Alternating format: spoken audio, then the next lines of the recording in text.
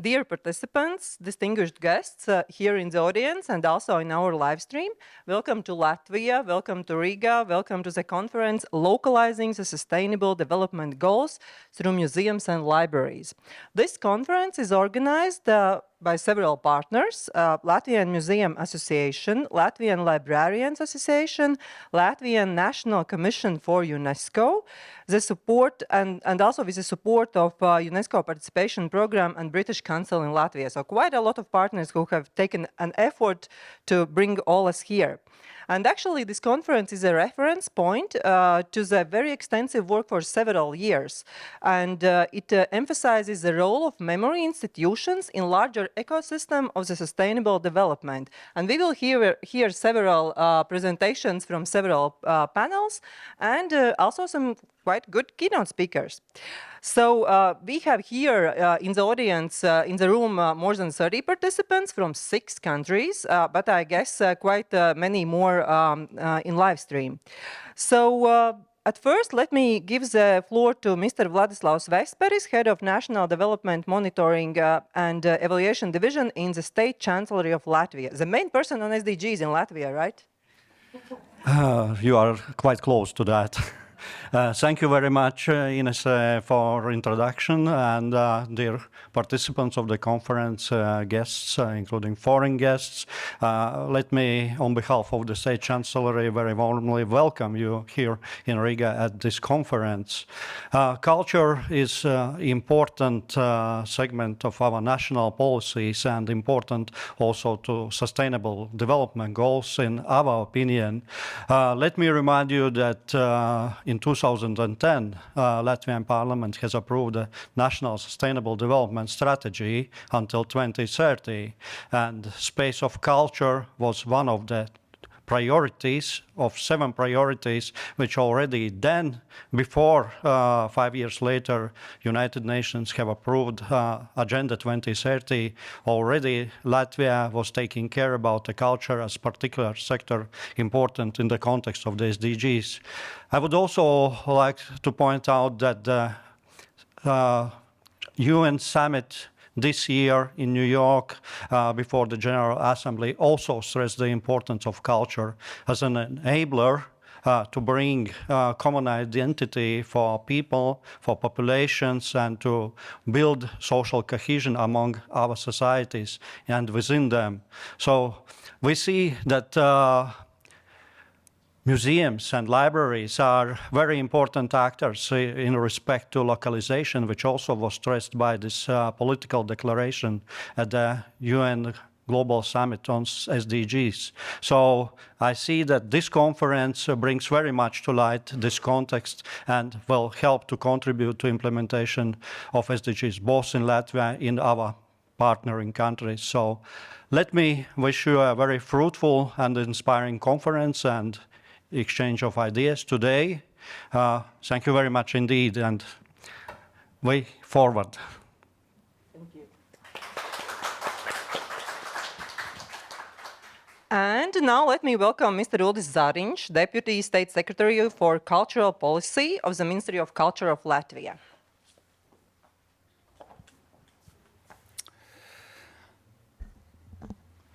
Labrīt, dāmas un kungi. Good morning, everybody participating here in presence and also online.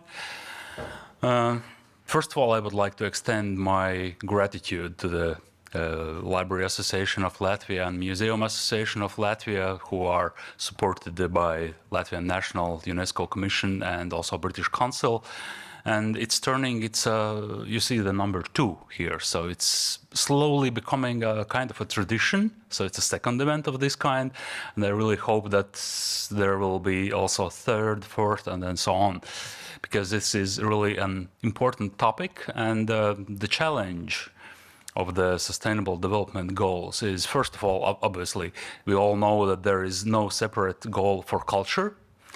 So it's not that easy for cultural institutions to see their place in Sustainable Development Goals, and this is something that National Assembly of UNESCO has just this year agreed to issue a resolution which contains really two very important topics. First of all is that Latvia will support for the next period the culture as a separate sustainable development goal, which is, in our opinion, very, very important. And while we are getting there, it agreed that we should look into ways to work together more closely between different sectors: culture, well-being, environment, you name it. So this event, I think, is very also beneficial to this end, because the challenge with the second challenge with sustainable development goals is that they might seem so big, so overwhelming, so a bit abstract. So it sometimes could be difficult to see your place in it. And you know, it's quite easy probably to fall into the trap and say, well, it's so big, what can I do? I'm so small, I cannot do anything, which is absolutely wrong. Everybody, every institution, every person can do something, and every small bit counts. So I think the stories that the participants will be sharing today will highlight the different ways the cultural institutions can work towards sustainable development goals. And this is something that also in Latvia we are paying close attention. Just in 2 days, this Friday, ministries, the people responsible for policy planning will be meeting at the Ministry of Culture by the administration of Ministry of Culture and National UNESCO Commission to discuss the ways how can we work better cross-sectorally, which comes down often to quite practical questions. So who pays for it, and how we report about it? Is it culture? Is it well-being? Is it an environment? So this is something we will work forward, and I'm sure that we will also be using some of your cases in this discussion, because it's no secret for us, I think, that the culture is an important instrument. We are not cultural institutions anymore. Well, you might argue that libraries, museums have never been purely just cultural institutions. They are educational institutions, they are social institutions, and it's always been a bit hard to prove to everybody else this. So I think the examples that we will gather together today will move us a step forward to the wider recognition of what culture can do to sustainable development goals and how can we work better together. So I wish you all a really wonderful and inspiring day. Thank you. Thank you. It's really good to hear, actually, that Latvia has advanced sustainable development goals in having this concept already before in 2010 in our national planning documents, and also pushing forward a separate goal. I guess that's very strong. But I'm also looking forward for all cases to be inspiration for this multi-stakeholder cooperation and working beyond borders. And I think these three organizers whom I would like now to invite here are the ones who are showing that actually these different stakeholders can work together. So Zane Greenvalde, head of Latvian Museums Association, Mari Jakobsone, member of Association of Latvian Librarians, and Baiba Moņika, Secretary General of UNESCO Latvian National Commission. So thank you for your work, and thank you that we are all here. But now you will demonstrate to us something that everybody will be invited to do later, right? So they will write some kind of keyword or phrase or whatever, or maybe some drawing, I don't know. So you see these abbreviations: ask your library, ask your museum, and everybody is invited to write something. What do you think museums or libraries should cover, right? Some kind of topics or ideas for inspiration or anything. And I hope you can also say what you are writing when you are doing that, right? Yep. I will start probably. Latvian National Commission for UNESCO. So the first word coming in my head is, of course, diversity, and why not? It is really essential to address diverse needs of community members, and that's true. But being aware of global challenges and also using those brilliant opportunities for wide networking as that one of today's, I should leave for your consideration the word vision, because I strongly believe that museum workers and librarians are those people who could think one step ahead, to just to know and just to have their opinion and their thoughts about our common vision, why and where we are going. And maybe as inspiration could serve also the statement of UNESCO Constitution, let's build a thoughts of peace in minds of women and men. So I leave vision by thanking organizers, by thanking also our experts and participants, and wishing you every success. And let's build up a peace. Slava Ukraini! So, Latvian Museum Association, first of all, labrīt visiem, good morning all. I am really glad to see you all here, because this is really big project, and we are very happy about that you can be here, and those who are looking online. And my word, what I would like to write is engagement, because it's very important that we are working together not only in center, but also in local museums, local libraries, and this cooperation between all of us, how we communicate and cooperate with local communities, local institutions, not only in center, but we are working all together, that all Latvia region is working, and also all Lithuania, all Estonia, Georgia, Moldova. So engagement is my word. So wish you luck today. My honor is to represent Library Association of Latvia today, and my wish and keywords for today is to expand SDG cooperation from museums and libraries to libraries, museums, galleries and archives to cover GLAM sector cooperation for a joint co-working to achieve SDGs and get new partnerships. So GLAM sector, I will little bit change this acronym. Thank you, and have a good luck. Thank you. So, great. Already we have some, how to say, creativity, right? And we will invite also all panelists to write the words, but also audience can engage.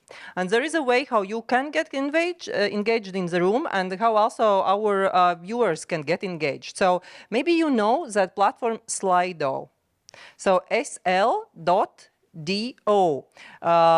Those who are watching, they see on the screen, all others not yet, but it's like sl.do, Slido, for Latvians like Slido. And then when you see it, you have to enter the code. And the code is 3970173. So probably they will see, you will see also here, so I will tell it once more, 3970173. And also in live stream you should see, but we will show the code once by once again and again. The idea is that we engage through Slido, and I will take a little bit of authority to maybe not ask all questions what I see in Slido, but I hope then presenters will be able to answer them whether in Slido or later on. But the idea is that you also can write your words, and then we will transfer them here on this paper from those who are watching us. But those who are in the room, of course, you can just in breaks come and write yourself. So As for agenda, as you know, we will have 3 panel discussions. Both are covering quite important topics, one of environment, one of social sustainability, which is actually quite a tricky question, and another about resilience and already mentioned peace issue. In each panel, we will have keynote speaker who will be like a little bit of inspiration for all us, maybe looking from some another angle, and then we will have 3 or 2 cases. It depends on the panel, and then a little bit of some discussion. It depends how much time we will have. And I really invite you to write your questions in Slido while people are speaking. So then we can keep it a little bit dynamic. So as soon as person finishes to speak, I can ask already the questions what we have. So yeah, so then let's start. So I invite the first keynote speaker. Hello, hello. So in panel 1, we have Edgars. Welcome, Edgars. He's owner and developer of Paper Mill Līgatne, acting director at Green Fest. So please, floor is yours, and you can tell about yourself and the projects you have. Hello, everybody, and yeah, so surprisingly for me to be here, to be honest. But yeah, thanks for inviting, and I'm honored to be here, to be honest, to travel through this reality. Yeah, so because we have many words and many worlds and realities coexisting in the planet, and I kind of probably come from something different, but there's no difference, to be honest, in the end. So actually, yeah, thank you for introducing me. I'm developing for 1.5 years now. I'm developing and trying to create something that I don't know I'm developing. It's a Līgatne paper mill. That's a heritage object in Līgatne, something like 100 kilometers away from Riga. So you all are welcome to visit Līgatne and see how this place is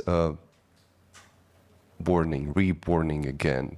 So yeah, and also I'm part of a team of a Green Fest, which is NGO, being really active in Vidzeme district, in the Vidzeme part of Latvia, having a dream to make Gauja National Park an organic region.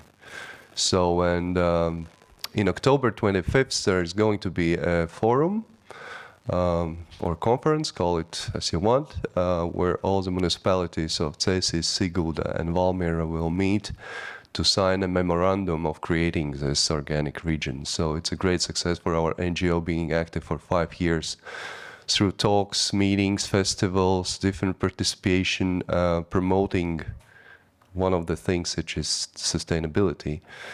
But it's how we see that. So the young people and there are many interpretations of sustainability, to be honest, and they all come from mind.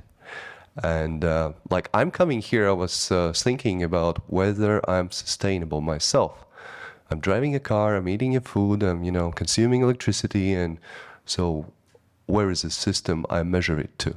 Who is creating? How can I say how sustainable I am?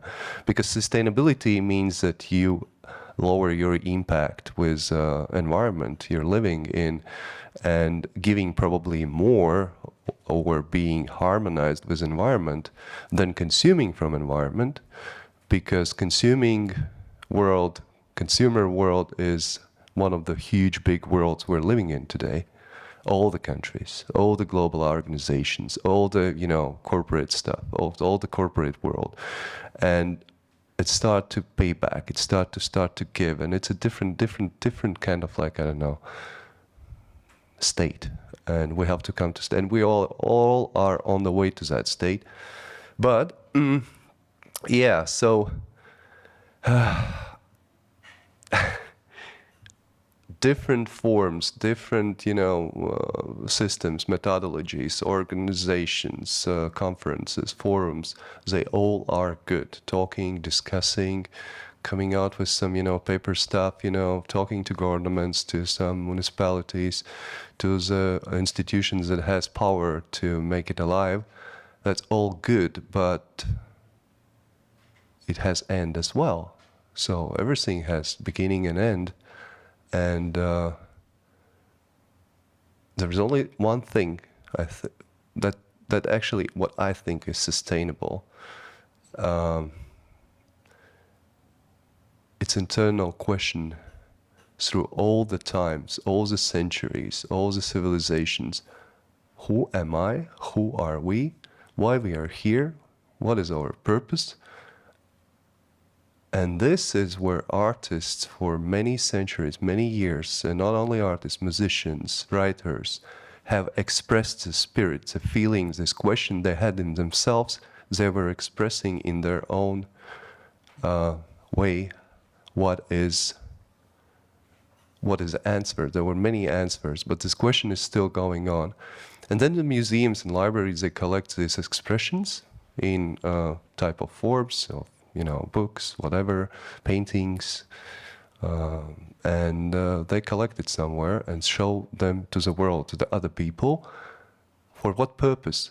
I think for only one purpose, to initiate, to ignite in those people coming to the museums the same question. And this is, I think, the process which is overall the most sustainable. And I keep questioning myself, and I don't have an answer yet. So there are many on the way, but there is no final answer who I am.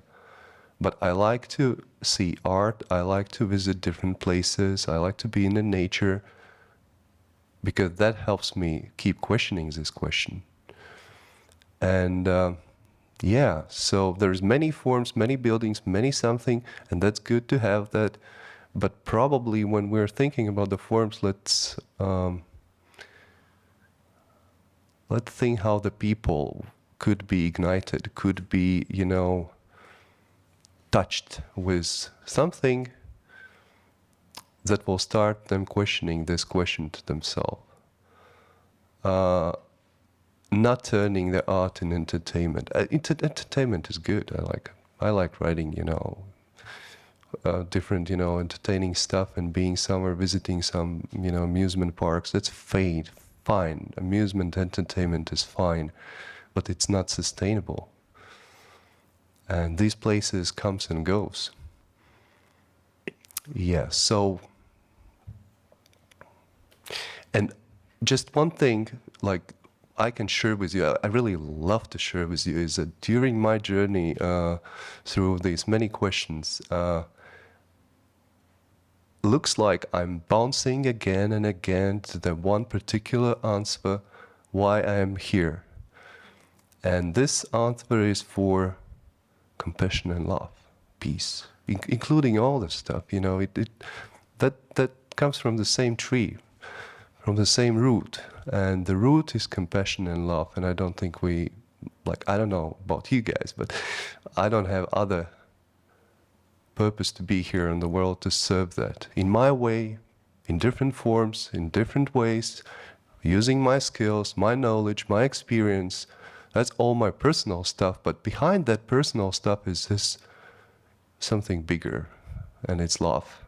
So, love you guys, and thank you very much, and have fun today, and have good, fruitful discussion coming out with different new tools, ideas, whatever. They are needed. We all need them. I need them, and I do the same stuff as you do. So, we're all the same. Thank you. Thank you. So you have a lot of questions. Yeah. Uh-huh. Okay. So I will take a privilege and ask mine first. You said that, of course, you have this question about who are you, and we all are asking this question. How does the paper mill represent your answer to this question, your project? Or it's not a project, or it's your love? Yeah, it's my, my love now, and it's part of my life.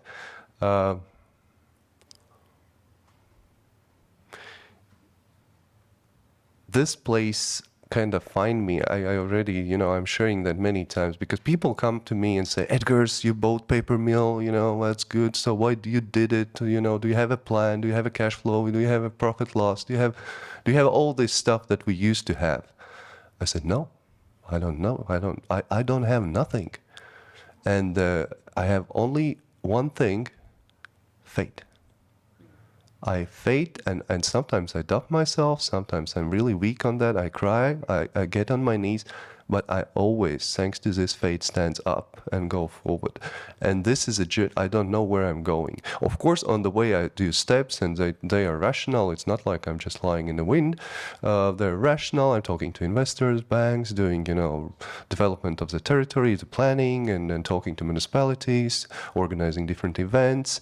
Actually, we're open for tourists, so the tourists are coming in and doing tours there. They were doing some reconstruction there, some building stuff. So all that happening, but for me, it's the path on which my faith should stay alive. I mean, yeah, even if sometimes I'm weak, I always stand up. And this is why probably I have a paper mill. And this is a question, who am I? Am I faith, or am I this something that doubts it all the time? And sometimes the answer is, yeah, I'm the same thing, the one and another. So it's like, you know, the spiritual practices, a lot of them, you know, you can go to India, whatever. My spiritual practice is quite practical. It's paper mill. So it's like... This is something very interesting. I have also been reading that we don't organize around institutions anymore, but around the ideas. And actually the idea is in the center, not so much the organization itself, right? But it's connected, of course. Yeah. And two questions from audience. So let me start. Actually, maybe I will ask them both because they're around the same issue about regions and municipalities, probably also meaning by that. So first is, what is the reactions of regions about what you do? Are they happy, or there was some resistance? You said that there was quite a long way. And also the another is, how do you see the future in your region? How do you picture it? So in a way, it's a little bit connected. One is more about institutional and reaction of municipalities, and another is more about your vision, right? We have a word of vision. Yeah, so the reaction from municipalities initially was kind of like a bit skeptical. They thought we are some, you know, green freaks from Sigulda dancing around and saying, hey, we have to save the world, you know, listening to John Lennon and smoking some stuff. No. So that was, you know, the first impression of them. But we went interesting way. We started to build the bridges. And one of the bridges is the language, communication. So we started to communicate professionally to municipalities using arguments, using facts, data, and stuff like that. And the one is the way we did it. The form was, you know, the instrument we played. But the player in conjunction with this instrument, I mean, our NGO Greenfest with all these instruments created some magic. And I have no explanation because, you know, the eyes and ears of municipality people just opened, the hearts open, and they said, hey, let's go. Yeah, we see that vision. We're sure that with you, so let's do it together. And now we're doing it together because, you know, I'm really thankful. Maybe Valmiera is a bit behind, but Cēsis is leading and Sigulda is really active now. And the idea that in the end of all, we want to create environment or contain and create and help environment, you know, kind of like do the best we can today to have environment where, I don't know the English name, labesīgi, you know, it's kind of like it's good to live or it's nice to live, or, you know, where you can feel harmony, you know, in being with nature, you feel harmony among people. And this is approach bottom up, because there are many approaches up down, like there is a Green Deal train running out from above and, you know, struggling in European community still, you know, there's somebody blocking it and, you know, somebody's trying to change something. Yeah, so that's something that comes from above, but like we talk about the system hierarchies. But from bottom up, it's a bottom initiative coming from people living in a region. Regional authorities are joining and sharing the same idea. And after the memorandum, we are going to have focus groups, like a group of people joining together, different people from different streams, like tourism, like, I don't know, culture, entrepreneurs, agriculture farmers, and they will come together and we will come to some kind of like code or statement how we would like to live, work, act, travel, consume, and give. So the giving is quite important, how we contribute to the region. And there's different ways. There's like public markets, you know, some, I don't know, there are many ways of doing that. Okay, so ideas need some structure, right? And the process and sure. talking, Yeah, for yeah, sure. sure. Okay, oh, there's one more question appeared, but now I need to read it out. So, okay, this is good. So how to communicate with people whose definition of love and peace is radically different than your own when your ideal environment isn't there? You said that you actually have stepped out a little bit out of your box being here also, right? So how do you communicate these concepts? This concept or this idea of who I am, or call it whatever, spirit, whatever, this consciousness, God, whatever, it's the same. And I really have seen and meet people, different people. I've traveled a lot around the world. I live in States for some years and was living in Singapore and Malaysia. I already, you know, shared that. I see that in all people's eyes. It is the same thing. Only differences in the minds, in patterns, in experiences, in traumas, in whatever, in different tools, language. All this mind stuff is something that gets between me and you, for example. And because you will interpret mostly what I'm saying. Yeah, your mind will tell your own story. You will never know what I wanted to say. So the idea of what to do is create environment where we can talk and communicate without mind. But still the mind is sharp and it's ready to connect, but it's not standing in front. It's following something that is, I don't know, I call it my heart or whatever. Yeah. That's good. Libraries as a space for something and museums as a space for something. I think yes. This audience knows that concept. Okay. Very good. Anything more to add, or I think you really deserve a big round of applause about your courage. Good luck, guys. Thank you. And you can leave your word. You can write your own word, which you prefer. Here's a pen. Maybe what you would love to libraries and museums. Drawing. Good. So there is a heart now. Okay, so now our distinguished panel. So I would like to first invite Karin. So you can take your position. Yes, position. And so 10, 12 minutes as you feel it. And then please write your questions. I'm happy that we had already 3, so we can have many for each speaker as well. So, the floor is yours. Thank you. Will you put on the clock as well so I'm oriented better in the... Thank you. So, thank you so much for having me. Thank you for the organizers. My name is Karin Vicent, and currently I'm in the position of being the head of the Sustainable Work Group from Estonian Art Museum. And I was asked by the organizers to open up a bit of a system that we've been developing in Estonia in the recent years. So I will discuss about the Green Museum Certificate, and later on I will focus on the practices in my own museum. So Green Museum is an environmental management system that was developed 2 years ago and in Estonia, and it was let's say, grassroots movement in a way that it were the museum workers themselves in the framework of ICOM Estonia and their Sustainable Work Group, who collaborated with Estonian Association for Environmental Management and Stockholm Environment Institute, and together they put together this system that museums could follow to minimize their ecological footprint. And ideologically, it follows this SDGs, so it's very familiar for us here.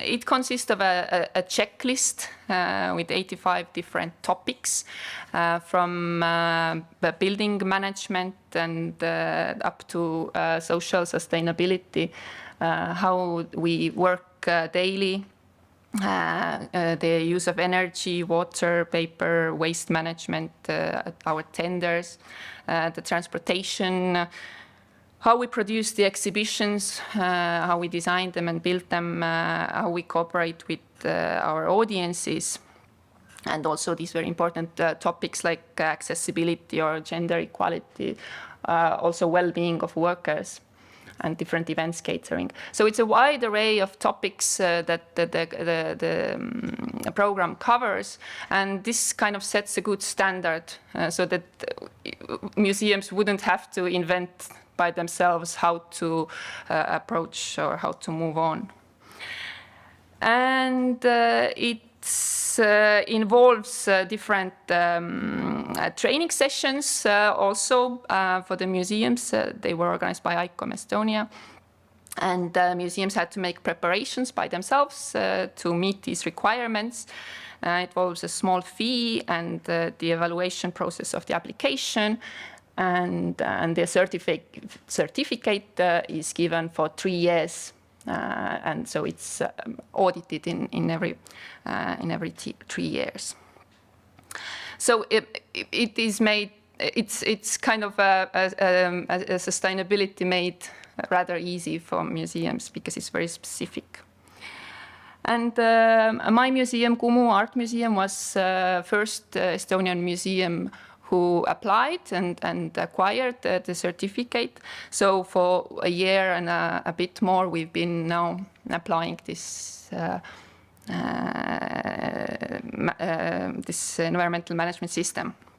And just for those who are not familiar with the institution, then Kumu Art Museum is actually one of the biggest museums in Estonia. So we really feel the obligation and motivation to deal with our ecological footprint, because we have lots of new exhibitions each year, and we have a big building, so definitely we have a big environmental impact. So it's very important for us to deal with it. And just shortly, I put here a couple of steps we've taken, the way we have approached and also verbalized our targets, what we would like to accomplish in the upcoming years. These different documents we've made have involved loads of different meetings and get-togethers and discussions and also arguments. So actually, to make differences, to make a difference inside an institution, it needs enormous amount of time and inclusion of workers. So this is something we've tried to do. And I put here this picture with our checklist for sustainable museum stuff, just as a small example of how we do not try to make it too serious and very bureaucratic. So we had a little competition among our staff that people could propose images to use in the design of this document. So it was really a fun and engaging way to get people to think about these topics. So, but one of the examples I wanted to share with you today has been one of the outcomes of these movements in our museum is the exhibition project, Art in the Age of the Anthropocene. It is open still for the last week. in Tallinn. And it has been a 3-year-old big project, very ambitious plan with a big team behind. We tried to rethink Estonian art history from an eco-critical perspective. We were dealing with possibilities of contemporary art in coping with the environmental crisis. We collaborated with contemporary artists. And also we tested several methodologies of green transition in the museum. So you can see the big team behind it. And I would now just walk you through a couple of topics we've discussed during the preparation process and what we also communicated to the audience of the exhibition. Because I think this is a very important task of a museum, to involve also our or engage our audiences and communicate our objectives with them. So we intervened this exhibition landscape with these little red flags specifying different topics. And we asked how can we increase sustainable practices and eco-design principles in exhibition making. So our graphic designer had many great ideas how to turn wall text, posters and labels more ecological. So we used screen printed clay paint on waste paper. So they were totally biodegradable compared to the common methods that we would use, these vinyl stickers normally. So some photos from the work process here. Also, we reused our old posters, the other side of it, to make new posters inside the building. Also, we tested and asked for the materials, how sustainable are those that we use. So we tested different wall paint solutions, the properties of different ecological paints compared to the vinyl or acrylic paints that we would normally use, and compared these different capacities of the paints.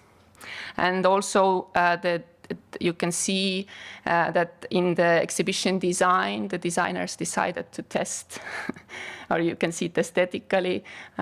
We used a very thin layer of paint also to save the paint, but to see how it works. And so it has a little specific different way than we would usually paint our walls. You can see the old layers coming through. Also, we've discussed a lot about the climate conditions and climate systems, whether we can save some energy there. And this is actually a new next challenge we take up. We've discussed how sustainable our collection policies. Also, why can't we use daylight to save some energy? These are the specific regulations that artworks demand. We've discussed a lot how can we contribute to the circularity of materials, and this is one of the success stories definitely from our museum, that we reuse these chipboard plates to construct temporary partitions and exhibition furniture, and this is a system that we've been using for more than 15 years, and we keep reusing the same materials. Also, we were pointing out which are the other good examples of circularity in the museum, like reusing the inventory of the exhibition or frames that we display artworks. Then again, what are the costs of being part of the global art world? Also something that is very important for us and we do not want to give up, but it has a certain cost. And we discussed, are the digital artworks more sustainable than the other art forms?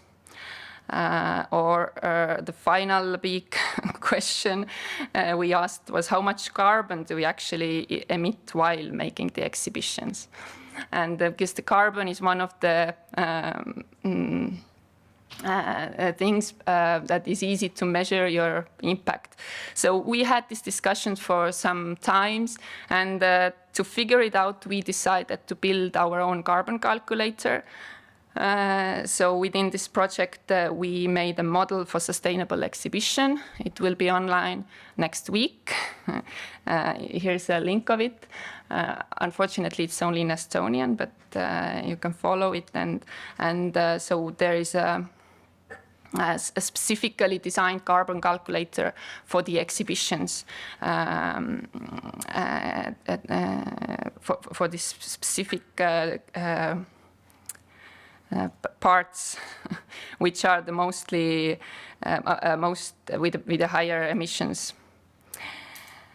Yes, so I'm unfortunately running out of time. I had some good ideas why should one measure emissions, because it's definitely not the most obvious thing an art museum or any museum would do by now, but I think we are going there, and it's been just our enthusiasm by now to actually figuring it out. But what we haven't really figured out is how can we measure the positive impact of an exhibition, or this is something we do not measure with carbon, and giving good emotions or impressions or thought-provoking ideas to our audiences. This is actually the strongest part that museums and libraries can do, and this is something we cannot measure. So. I'm sure that this is actually the part of it what we should concentrate on. Mm-hmm. Thank you. I think it's a very valid.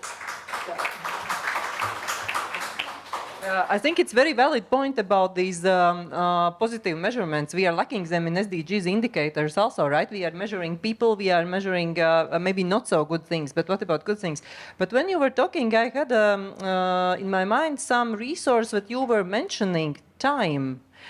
It's also a resource, right? And you said that it took a lot of time. Mm-hmm. In a way, we save some resources, but we also, spend some resources. Indeed. Did you have at some moment feelings that it's waste of time doing something? We didn't know. We had a lots of ambition and motivation to test out all these different methods. But what we learned in this process that we should have planned more time. We had a normal, regular schedule for preparing the exhibition, but this testing took more time. So it is crucial, definitely, to give more time. Then you have three hearts that your museum is very inspiring. From colleagues. And the question is, do you have already some results from emission measuring in museum? Actually, these calculators are a very fashionable thing now also in private sector. Mm-hmm. So do you already have some first results? Our exhibition Art in the Age of the Anthropocene is the first exhibition that we have been gathering data, and we will get the final results now that we will take down the exhibition. So it's a question of a couple of weeks that we will get the first results. But we plan to continue to measure at least one exhibition per year that we make to get the picture whether we manage to cut down some of the emissions. That's good. Probably you can share also with others, right? So we can definitely learn and adapt. Thank you. Thank you very much. Thank you. So now I would like to invite Rima from Lithuania.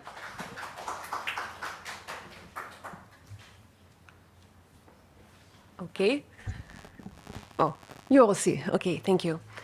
Hello, my name is Rima Leknavice. I'm from Latvian Museum. I work as cultural activity coordinator. Today I will speak about topic ecological literacy in exhibitions, educational programs and events in the Latvian Museum. According to that, Latvian Museum is so big, we need to kind of know each other. So Latvian Museum was established in cultural heritage near a fort since 17 1979, and you can see this picture where it is taking place, and in the center of Neria Fort you can see aquarium. In this aquarium is 4 different ecosystems presented, like fresh water, the Baltic Sea water, North Sea, and the tropical sea. When you come at first, you can meet ground of old fishing vessels. This is the biggest exhibits in Latvian Museum, ethnographic fisherman's farmstead.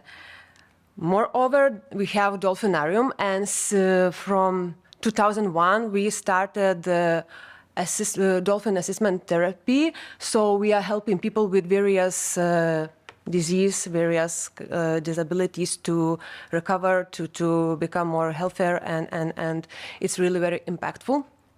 And this is the aim why I'm here. This is the newest our building, the Baltic Sea Animal Rehabilitation Center. It was opened only just in April. The main goal of this center is to heal various Baltic Sea animals, but especially gray seals, Baltic Sea gray seals, or seagulls from various injuries, which happens a lot. This year we had 20 seals, 70 of them are brought back to the Baltic Sea, recovered, healed, they grow up enough weight, but 3 of them are still in our center. I will talk about this, what it looks inside later. And the last object which we have in Latvian Museum is warship, which was in army, belonged to army, and the main purpose of this ship was to cope with Second World War consequences like mines. And now this ship belongs to us, and we are educating people about war and about it's like our heritage as well. On the other hand, and like it used to serve in war, but now it serves in cultural and educational field. So that was short and brief introduction. Ecological literacy in exhibitions. In Latvian Museum, as you saw, we have a huge aquarium, and in aquarium you can find one of the biggest ecological literacy exhibition. The Baltic Sea is our home.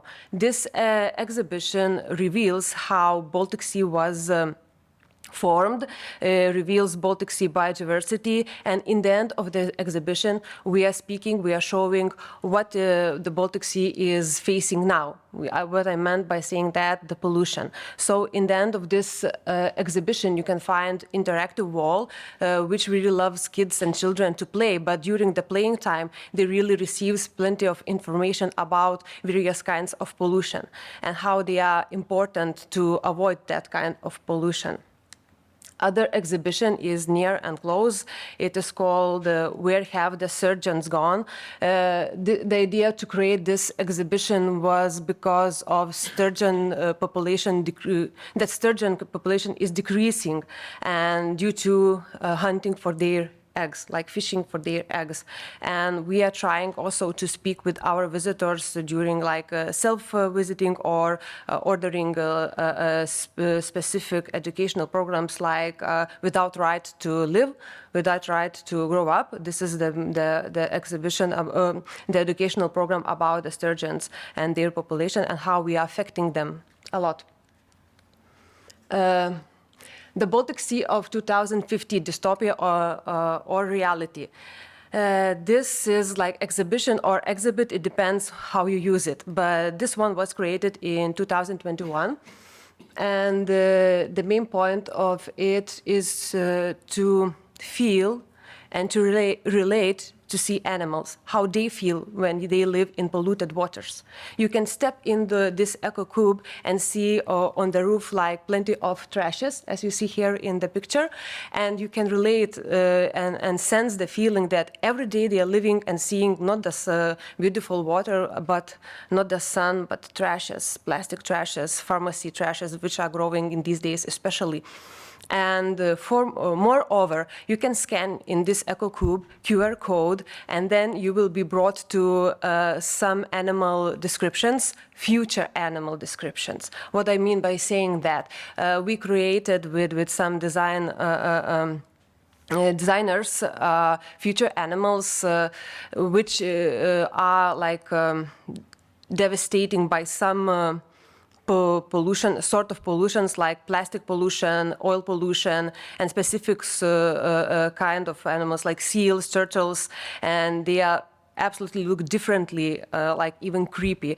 So it's a little bit shocking, and I have a gift for each of you, the postcards I will give you after all to see what I'm talking about. And the final step of this exhibition is to show that we are the part of solution, and we are inviting every visitor to make their own decision. What you're going to do now. This is the most important, because in museums and libraries we can speak a lot about the problem, but the main goal is what we can change now. And now we are using this exhibit in our education program, and in 2022 it was the most successful education, because everyone, like, you know, schools are also interested in growing eco-awareness and sustainability. Sea Plastic is other exhibition which was created also according to, I think, the Maritime Day, which we celebrate in June. And Sea Plastic has 4 different aspects, but in those 4, ironically speaks about plastic pollution. For example, you can see in this picture new sea jewelries. But everywhere there is trash, you know. Why sea animals have to be covered with them? No, they haven't. But other is, like, I don't have picture like sea pearls, but in the pearl is like also some kind of trashes, which we found from the beach, you know.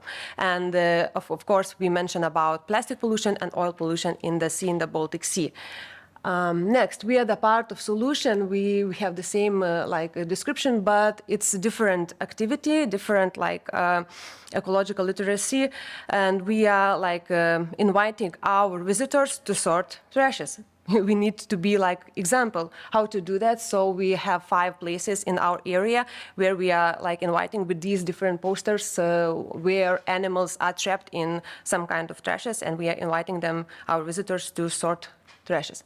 I changed sea chains. Again, you see here the Baltic Sea Animal Rehabilitation Center, and we are very proud of this exhibition because all furniture materials are created from recycled materials. For example, the container of yogurt packages, and also in this exhibition, we are speaking about Anthropocene era, about 8 main pollution types eutrophication, climate change, microplastic, urbanization, and the good point is that everything is very interactive. You can something read, you can something touch, you can something listen, and it's very for these days people, it's very necessary to get their attention. And even chairs in this exhibition is from second hand. And other wall is our seals. Every year we change this wall and pictures with seals because every year they are changing. And our goal is that this rehabilitation center is short time for them to recover and go back to your home.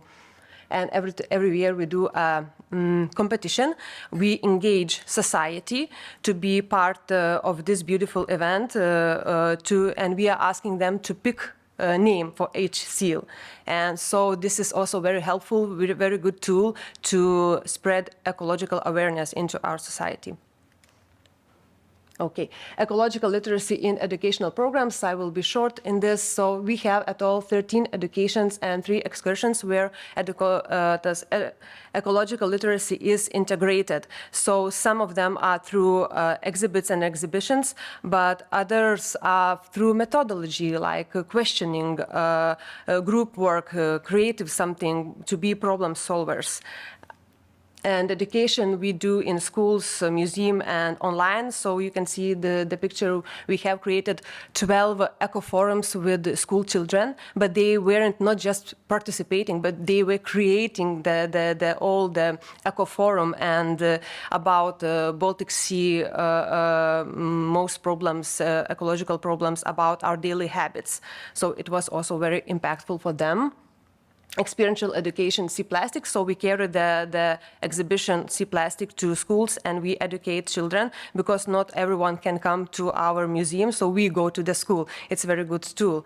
And It's very helpful, and in the end of this experiential education, they create posters where they show their own solution, how they can help to our environment and to our Baltic Sea.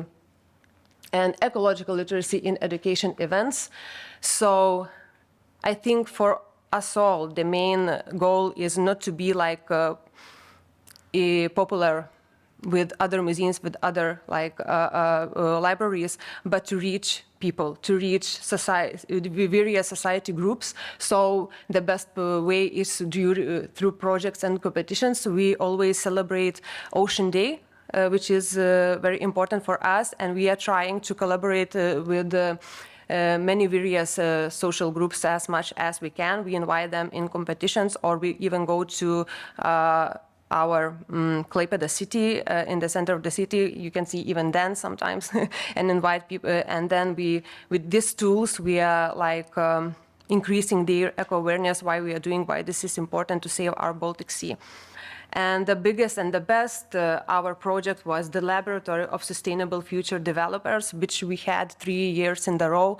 And shortly speaking, the goal of this laboratory was to invite from science, business, and cultural sectors participants who could show the ideas, who could show tools, inventions, how now to become more sustainable and how now to become more like responsible to environment person, because we wanted to stop talking. This project helped to start doing, because he gave real tools how to become more sustainable.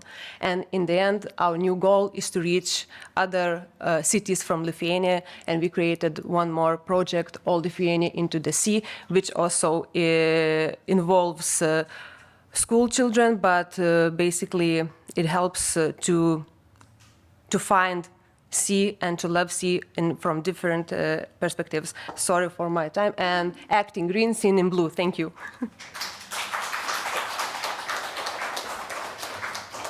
Thank you. You are also receiving compliments from audience in Slido, so every panelist can read later also what's devoted for you, but you have also questions. Thank you. Let's start with technical ones. I think they are quite technical. So first is the exhibition in English, and how often do you change exhibitions? How long one exhibition usually lasts? We have two types of exhibitions. Every exhibition has Lithuanian description and, of course, English description. First ones, which I show for you, like about Baltic Sea, about sturgeon, they are like long-term exhibitions. So they was integrated since 2017 and are still now, but Sea Plastic or EcoCube about dystopia, they are temporary. So for about a year, we are show in our museum, and then we take and like educate people in different ways with those exhibitions and exhibits. And one more question about other stakeholders, because you were talking more about society, and the individual behaviors, of course, have impact, right? But what about the ones who are also sometimes creating pollution, like private sector, Port of Klaipėda? Do you cooperate? And yes, that's why we created the laboratory, because in laboratory we invite businesses. And those, so we know how society looks like, not friendly into even if special businesses, they think that they are creating pollution, but we are customers. So it depends on us as well. So not buy, they can create, but we are buying. So we are inviting that type of businesses who create solutions or who show with their business that they are going into the change. They stop some like using paper, I don't know, using like plastic, and they show like opportunities and in practical way how it really helps for our environment. So for sure, for those businesses we have in a port, very like businesses who pollute a lot, especially our Baltic Sea. So with those ones we like don't collaborate because of values, of different values. But for those ones who want to go together and to want to become green and care about environment, we think businesses must be in team. Thank you. Thank you very much. Okay. Thank you. And now, please, our guest from Georgia, Rusdan, please take your floor is yours about green libraries.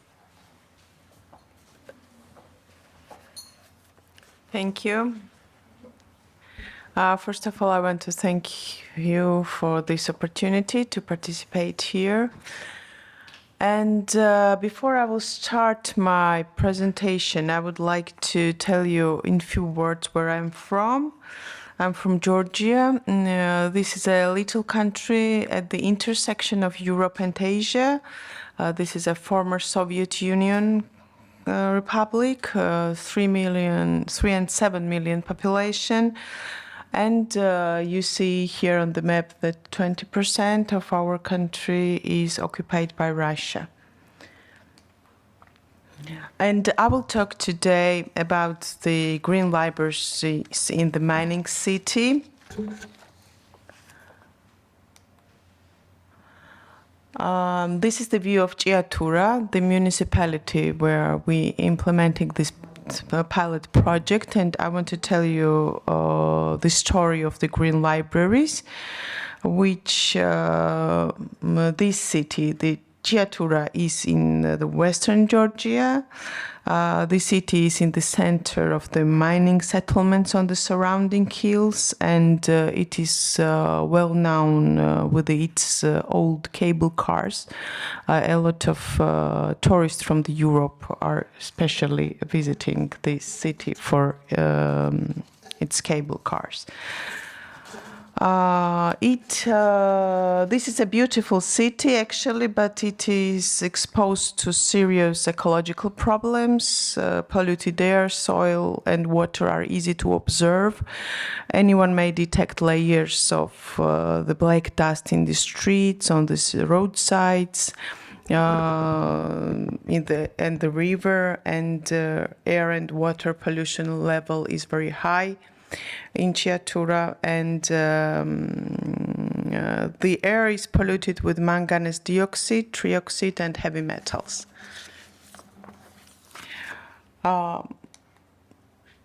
Here you can see the miners on the way, their way to the tunnel, and one of the popular cable cars.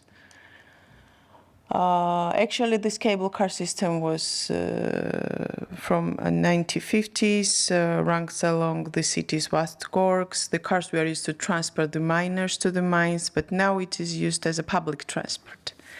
And this lady makes a night shift there. And what is the problem? So, in the villages, mineral extraction is perceived as the main and only activity and source of income for the local people. And as a result, the damage to the environment is clear, visible, and deepening daily. The primary concern for most of the local population is the search of source of income. And even it is one time and at the expense of the destruction of the environment. As a result, if a resident is told the good news about that his property will be mined and the surrounding area, of course he agrees without the hesitation. And even though the local population has been hurt by extracting minerals from their village's environment, they don't see any other source of income. And the reason for this problem is the low level of awareness, poverty, and lack of prospects in the region. Today, of course, the government of the region says that the condition is much better now. They have improved part of the situation, but I will not get into the details on this now. But the level of low awareness of ecological thinking remains a huge problem still. And what we have done, so this is one of the village libraries in that region. In Georgian villages, the library is the only place where non-formal education can be provided, promoting dialogue between civil society and government to improve the environmental governance. And at the library, the active involvement and community gatherings are possible. So after the Soviet collapsing the Soviet Union, the library remains the only place where people can share and communicate. So we decided to use as the library was the only spot, we decided to use the library as a means of raising environmental awareness among the local population. We conducted trainings in the field of environmental protection, taught librarians how to write projects, and several small community projects were created during the program and financed. The main thing was that the population should take care of their environment together with the local government for themselves. And this was implemented within the framework of the project of Green Libraries. So this was the first try of this kind of activity. We adopted Green Libraries concept, an international initiative, which is now it's under the method of evolution. The Green Library movement started in 1990s. As a result of libraries becoming curious about the environmental issues. So today we know the communities are becoming environment sensitive. Various green-oriented concepts and movements emerge, which have a big relevance to the natural environment. And this is the one of the kind of concept. And also in our project, we added an education component on this a lot. So I will show the pictures now. So this the pilot project was implemented in 5 villages, and with the financial support of UNDP, National Library, the company who is providing mining in Giatura, and the project was implemented by Georgian Librarians Association. The trainings were one of the main part, of course, of this project, and the trainings on environmental protection provided by professionals, community mobilization, computer skills, project writing. Community mobilization was one of the main parts of the trainings, with this tool, librarians has transformed as a community workers who were studying local needs with the community, and based on the research, these small community projects were written and implemented in terms in frames of project. And these are the trainings for the librarians. This is the training during the pandemic. We were not allowed to go to the building.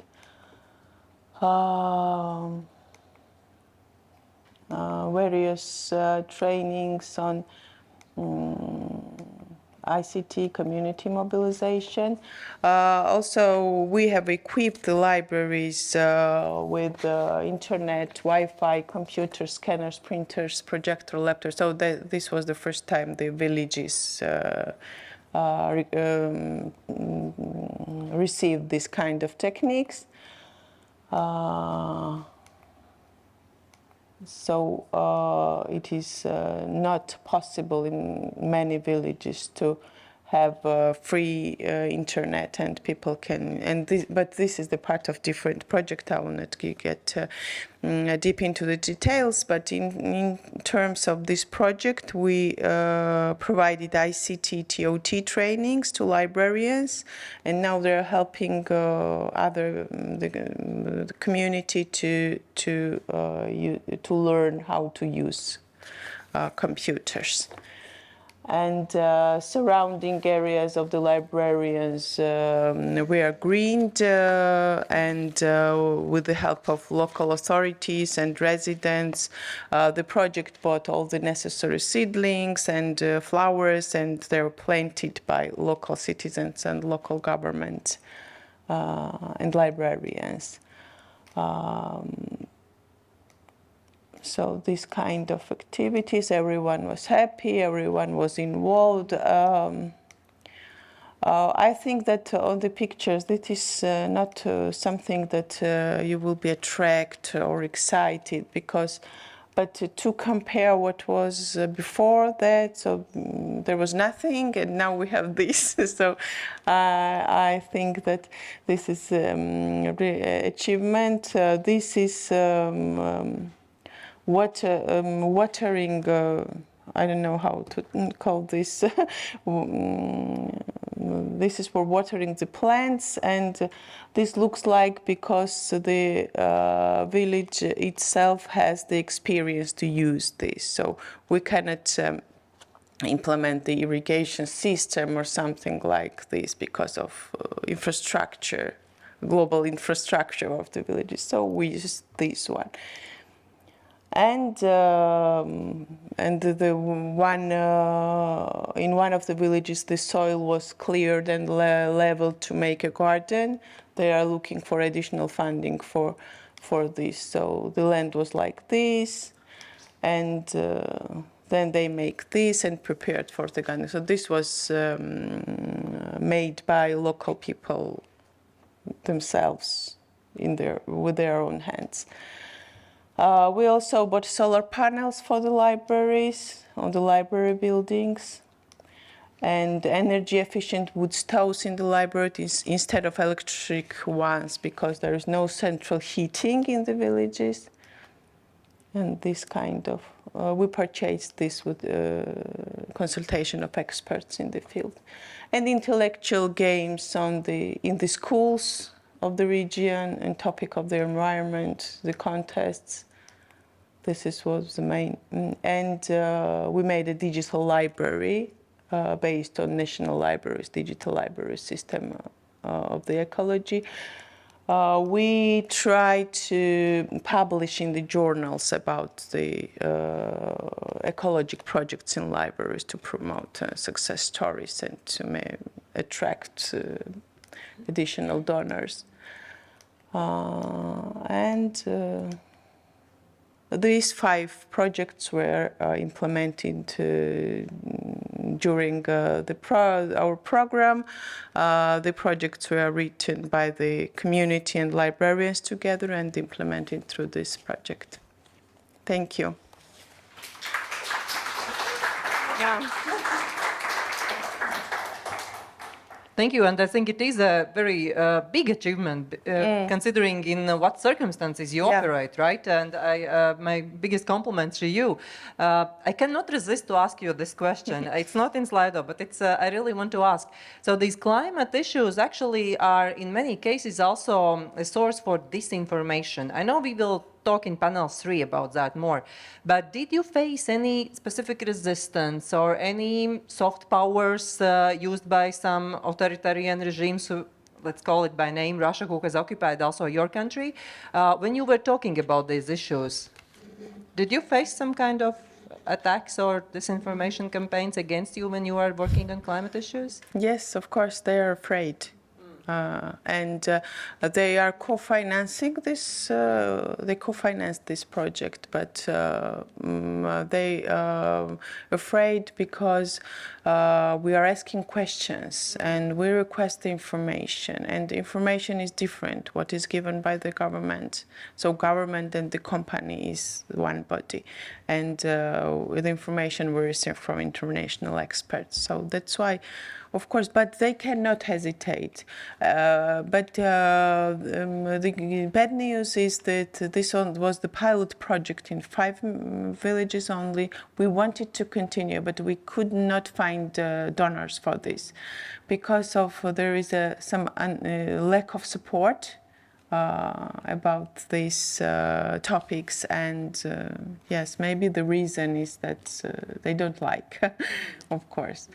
But this is I think the main thing which should be done in such regions is the activities like this. Yeah, this is very strong message actually, that we should keep up on supporting you in your democratization process. And you have also some questions and compliments also, of course, in Slido about amazing project and so. But the question is, who did have the first initiative and impulse for doing that in small mining village? Local library itself or Georgian Library Association? Initiative was from Georgian Library Association, and then we involved. And two more, short, maybe also short answers. What will be the next steps and how local people react? You also already mentioned how many activities you have, but do they involve happily or not? Local people is ready to continue this because they are really very, very happy. And how we will continue, it's just we're searching still for financing because the result is not immediate. It's not such effect that, wow, this happened in 6 months. So you can observe almost nothing there. But yes, that's why the search for donors is so hard in this situation. But we still are working on this. Thank you. And maybe you can find some partners here. Thank you. Thank you.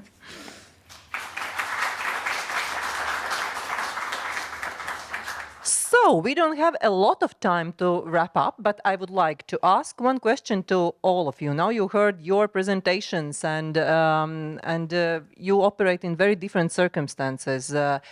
What do you think about enabling environment or environment which supports your initiatives at your local level? Would there be a need for some specific programs or specific activities by government, by donors, or whomever you can see as your partners? So how anybody can support what you do? So you can just pass around the mic. Whoever has to say, you can start. Sure, museums and libraries cooperate with many different target groups and also from companies and other associations. And definitely we accept any help and collaboration, and we are ready to develop already ongoing collaborations. But if you could make a wish and any new idea, something brave, oh. out of the box. What would you like? Do you have a good...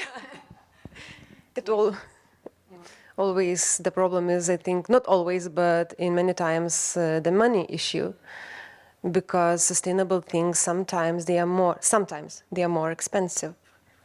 But yeah, we always are open also to various partnerships, and we think that united we can do more than act like locally. So that's why we are thinking about like the final project. But from our case, Latvian Museum, that's why we created a project which could involve people from whole Lithuania, maybe in small amounts, but then we will spread the message, and then we will have opportunity to collaborate with I don't know, libraries, other museums from other side of Lithuania, like to build bridges that the first guy was talking about. So we are always open to some relationships, but we look carefully because how they act for real according to the environment, to avoid greenwashing and something like that. That's a very good point, actually, is that we should look for with whom we partner, right? Because not all partnerships maybe are for good. Yes, yes. Yeah, any ideas? What can support your work? We have a quite different situation with the colleagues, unfortunately. I think that we have a lot of enthusiasm, really, as an association, as a local resident, as a librarians.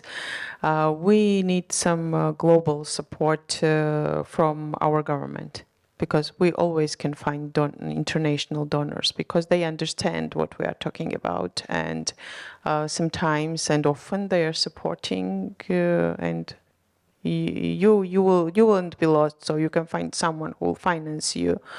But if it would be in the global level, in the high political level, it will be much easier to find the more financing and education.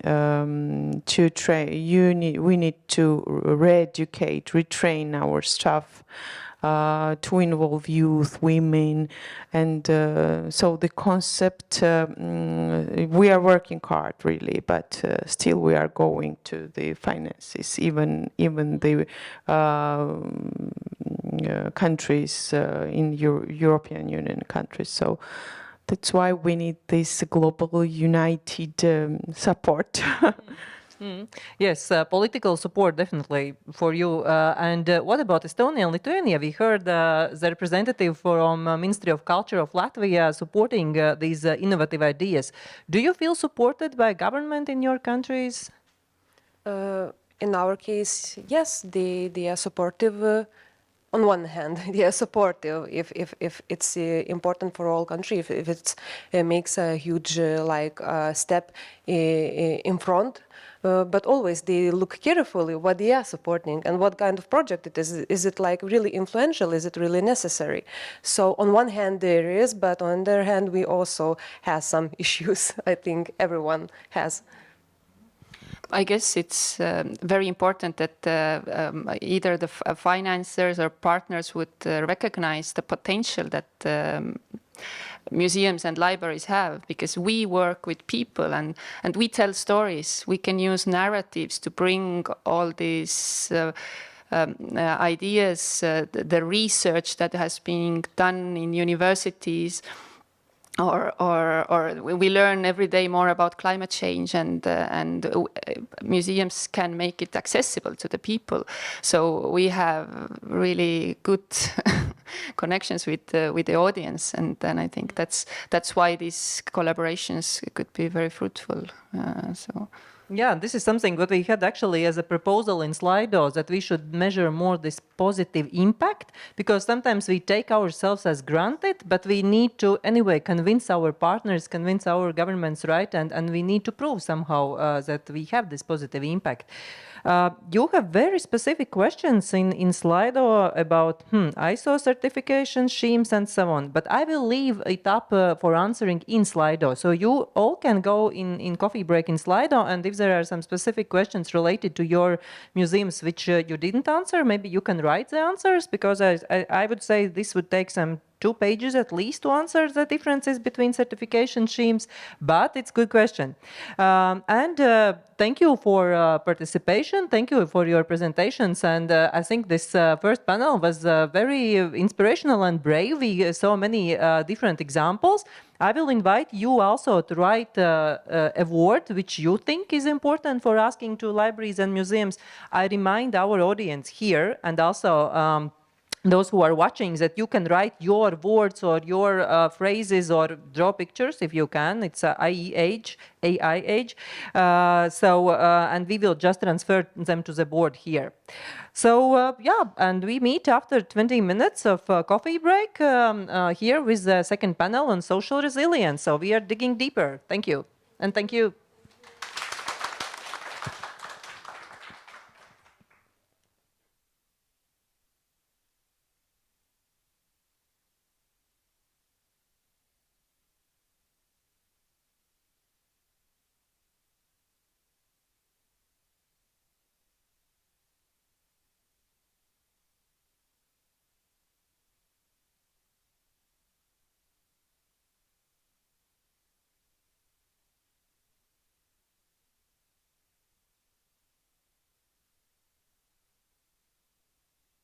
Welcome back, participants in the audience and our online participants. I have very good news. I heard that there are almost 100 online participants for this event, so it's a very good reach. And I hope we will be able to give you more insights also in this second panel about social sustainability. Already in the first panel, we talked about values, positive impact on society, resources in society, also about community mobilization. session, so we will keep on talking on this and more other issues. But let me first invite our great keynote speaker, Kristina Leontjeva, who is a community development consultant in British Council Latvia. Floor is yours, Kristina. Thank you. It's very nice to be introduced. That's great.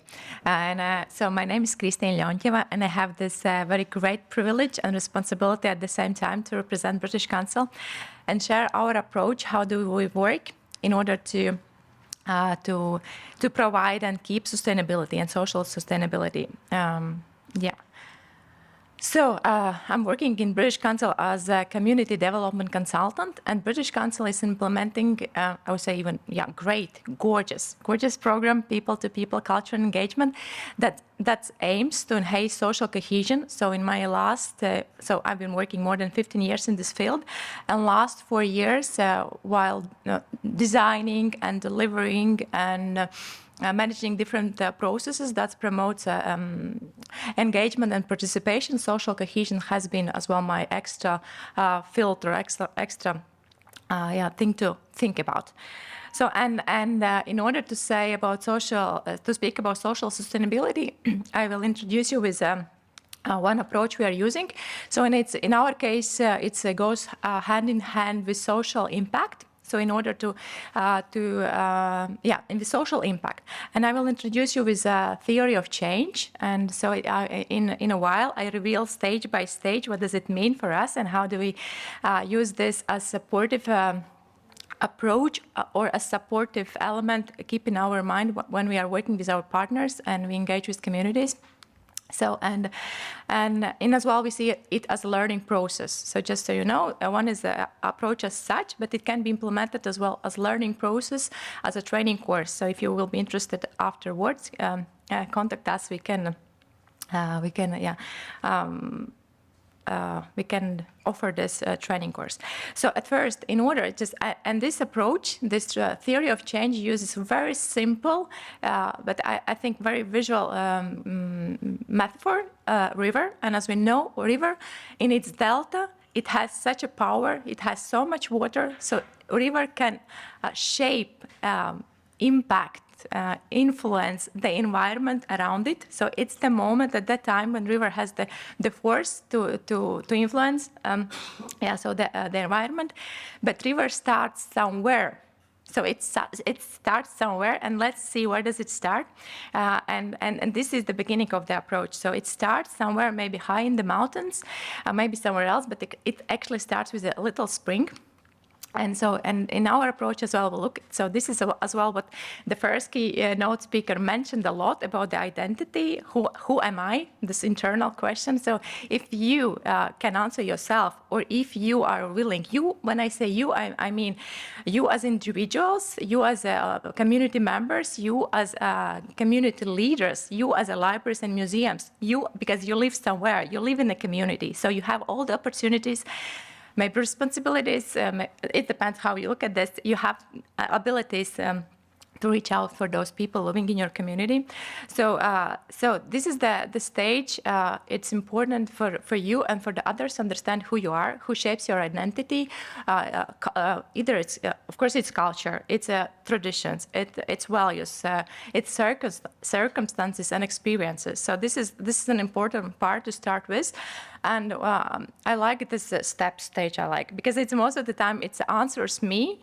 Where does motivation start? So if you understand yourself, you as well can understand your motivation. Why do you do something, or why you don't do something? And this is the great stage to be in when you're working with communities members, or you reach out for the communities. I would encourage you to celebrate uniqueness of every individual person, and as well work the way so this identity is through the identity and self-awareness, self-confidence is raised, because then it's very helpful. It's so much rewarding afterwards to be in contact with these people. And second stage, when those springs meet, so there's a little bit more water, we realize that it's not only me, there are others. So we meet other people, and those identities, sometimes they clashes, sometimes now, but we realize that there are similarities, there are differences. that can bring us together or tear us apart. And thank you. So it's a second stage, and it's me and you. And here we, as British Council, we value the diversity, and we find dialogue as a very empowering tool, efficient and empowering tool, how to bring those different people, and not players yet, different people together.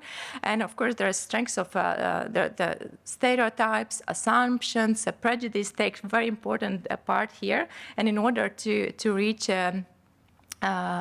reach collaboration, it's important to create this dialogue. And there is a difference between dialogue and conversation. Unfortunately, I don't have so much time to go deeper, but dialogue, in long term, we truly believe that it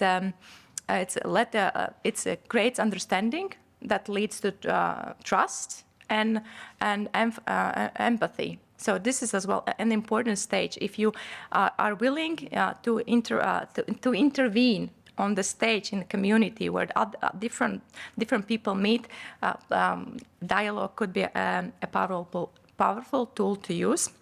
And only then we reach that stage when all those different people meet, and then we can speak on the level of community, when we understand that that there are different stakeholders, and then it's important to understand what resources do they hold, what power do they have, who makes the decisions. This is time of networking, collaboration, and mutual synergies. And most of the time, this is the stage we jump into. Like we as organizations or we as individuals, somehow we meet at that stage and we miss those two first steps. And therefore, maybe sustainability doesn't happen. So if you use this sequence, those stages, and the sequence not obligatory has to be this, like me and you. It can be mixed sequence as well. But if you work on those work or intervene on these stages, that most probably it will bring you to the action. We call it social action, but all kind of action that has both impact and it has as well sustainability. And as well at this third stage, of course, there's a stage where you do mapping. You realize where do you live, what's that environment you're living in, and in this stage, it's important to map your opportunities and challenges, and then of course you can decide what are those issues you are willing to address. And of course, here you have living in our realities. That you have a big variety of possibilities. You can find those global. SDGs, you can correlate. Either it's gender equality, either it's climate, either it's well-being or health. So actually, it's you can really localize those issues and find in your communities how they look in your communities.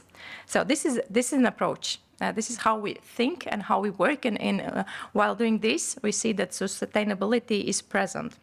And just one quick example. So it's a project we supported. It's in ITIUM. It's a non-formal organization, and it's working with theater as a tool. Art and culture is an effective tool. And what they do, they use community theater as a tool to speak about topicalities and most often about uncomfortable topics. And Pēdice is a small parish in northeast Latvia on border with Russia. So ITIUM came with an offer. So shall we use community theater as a tool to talk about what's important for you, what's important for your community? And in their case, their topicality at that time was a school that was closed. And of course, it's influenced all community at that time, and they chose something specific as well for that particular community, and it was wedding ritual. So in Pēdice, they have very particular wedding ritual that is different from all country. So based on these two, let's call them elements, they create community play. And the one keyword I would like to emphasize, it's together, and they did it together. Every community member, either a kid pupil, grown-up or elder were invited, and there was a great diversity in age, nationality. At least 2 languages were used during the creation project, as well variety in profiles, starting from, again, children, pupils, students, teachers, farmers, unemployed people, and so on. So there was all diversity of community that were present there, and as well Initium came together with the professionals, those who know theater, who knows arts, who knows music, and can co-create together with community members this display. In case you will get the presentation, there is a short video. If no, you can Google it. You'll find very nice documentary video about the project and the benefits people have gained out of this. And what's the role of the library? In this case, there's I would like to highlight 2 levels. So the library, of course, as a community center, as an institution, as an organization that holds resources, helps with the resources about mainly information. But the information is an available resource about the wedding ritual. That's one level. But another level I would like to highlight is the lady in the picture. It's a head of Pēdece Library. Maybe she's watching. So, and I would like to highlight her personal learning journey. So through this experience she gained during the project, and it wasn't like 1 week to create a community play. It takes time. It takes investigation, it takes preparation, it takes building a play, and then the rehearsals, and so on, so on. So going through this learning journey, she gained such a confidence, a motivation, so she reactivated a local organization. So we can see that investing or working with one community member, and she wasn't like just a community member. She was someone who had already resources in her organization. She was empowered enough so she can sustain, she can continue that social impact and working in a community. Yeah, and that's it. That's my contact. And if you are interested, because I'm very limited in time as well, we are working in participation and engagement in Latgal region. We have great project that lasts already for 3 or 4 years as well. We built cautiously with our partner Center of Education and Education Initiatives. We built an ecosystem for participation, and as well we use this approach is used there, but there are as well other elements what are used in order to sustain, to create, and to sustain this participation environment. It's called Darbīgās kopienas, active communities. Yeah, thank you.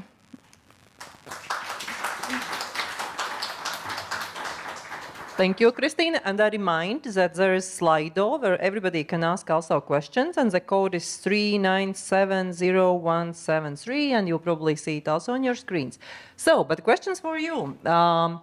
When you think, and one little remark, Latgal region, maybe for those who don't know, it's a specific region in Latvia which is really impacted by disinformation and also social inequalities. So it's a very specific place where also to work and where to learn. But I have a question for you. If you think about yourself as a little spring,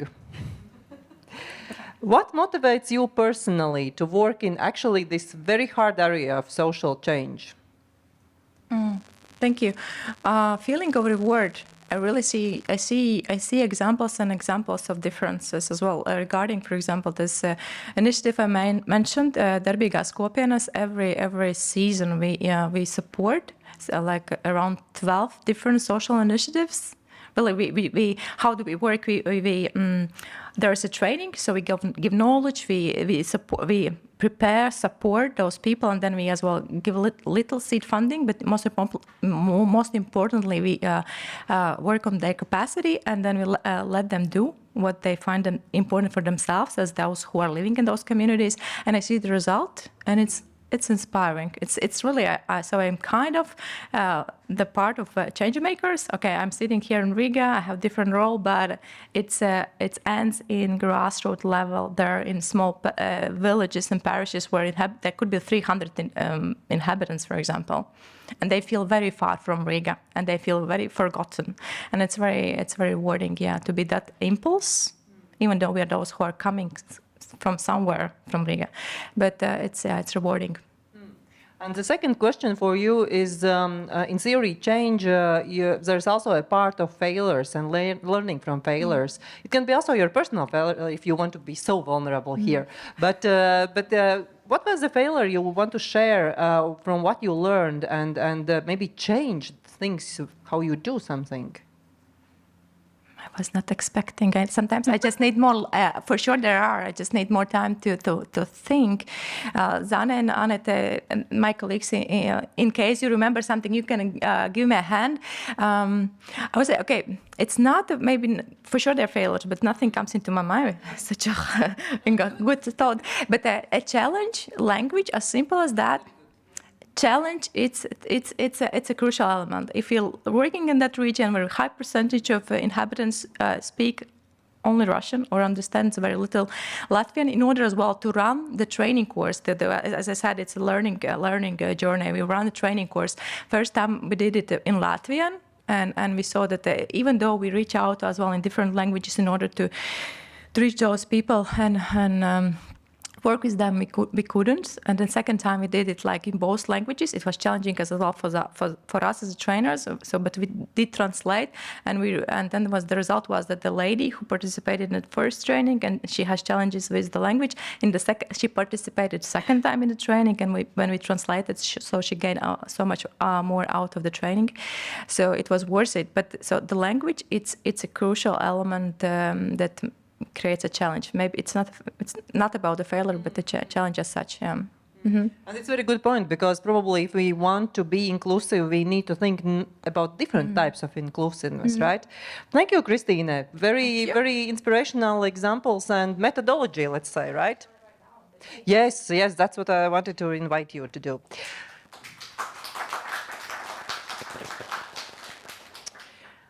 There's diversity probably coming.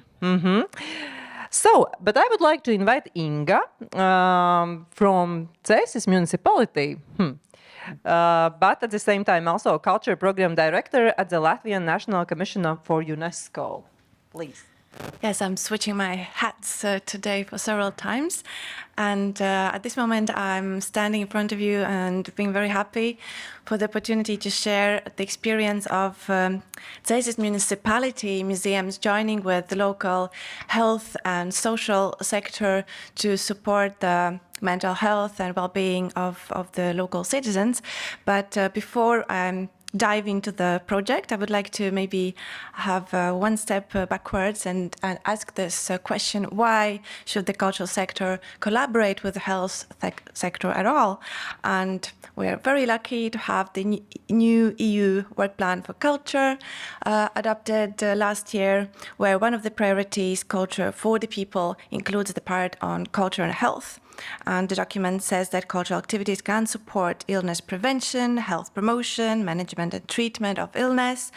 And I think what is the most beautiful part is that they can offer a holistic approach towards health. So it kind of gives us a legal reason to engage with the health sector.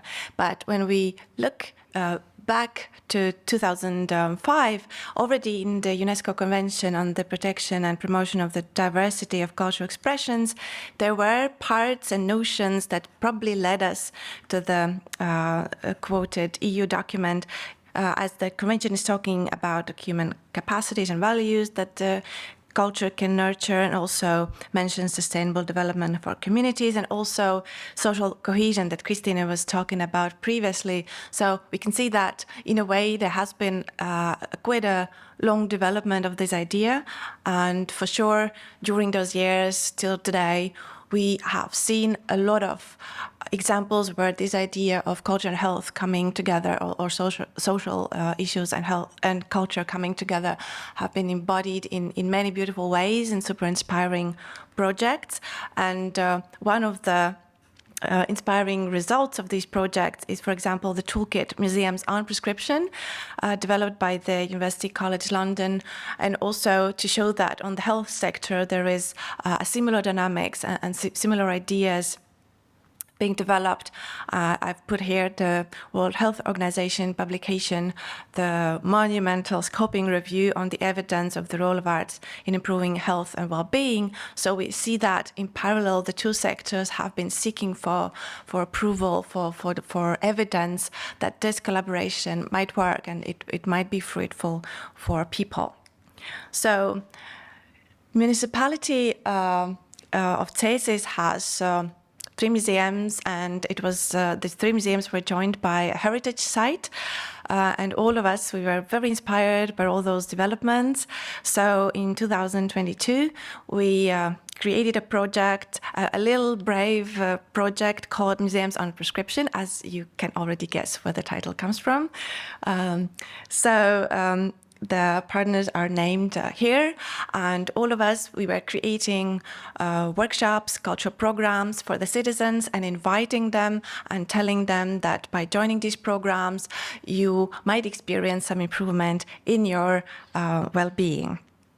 Overall, it worked really great. We had only positive, or almost only positive feedbacks from the participants. However, of course, we experienced and we faced some challenges.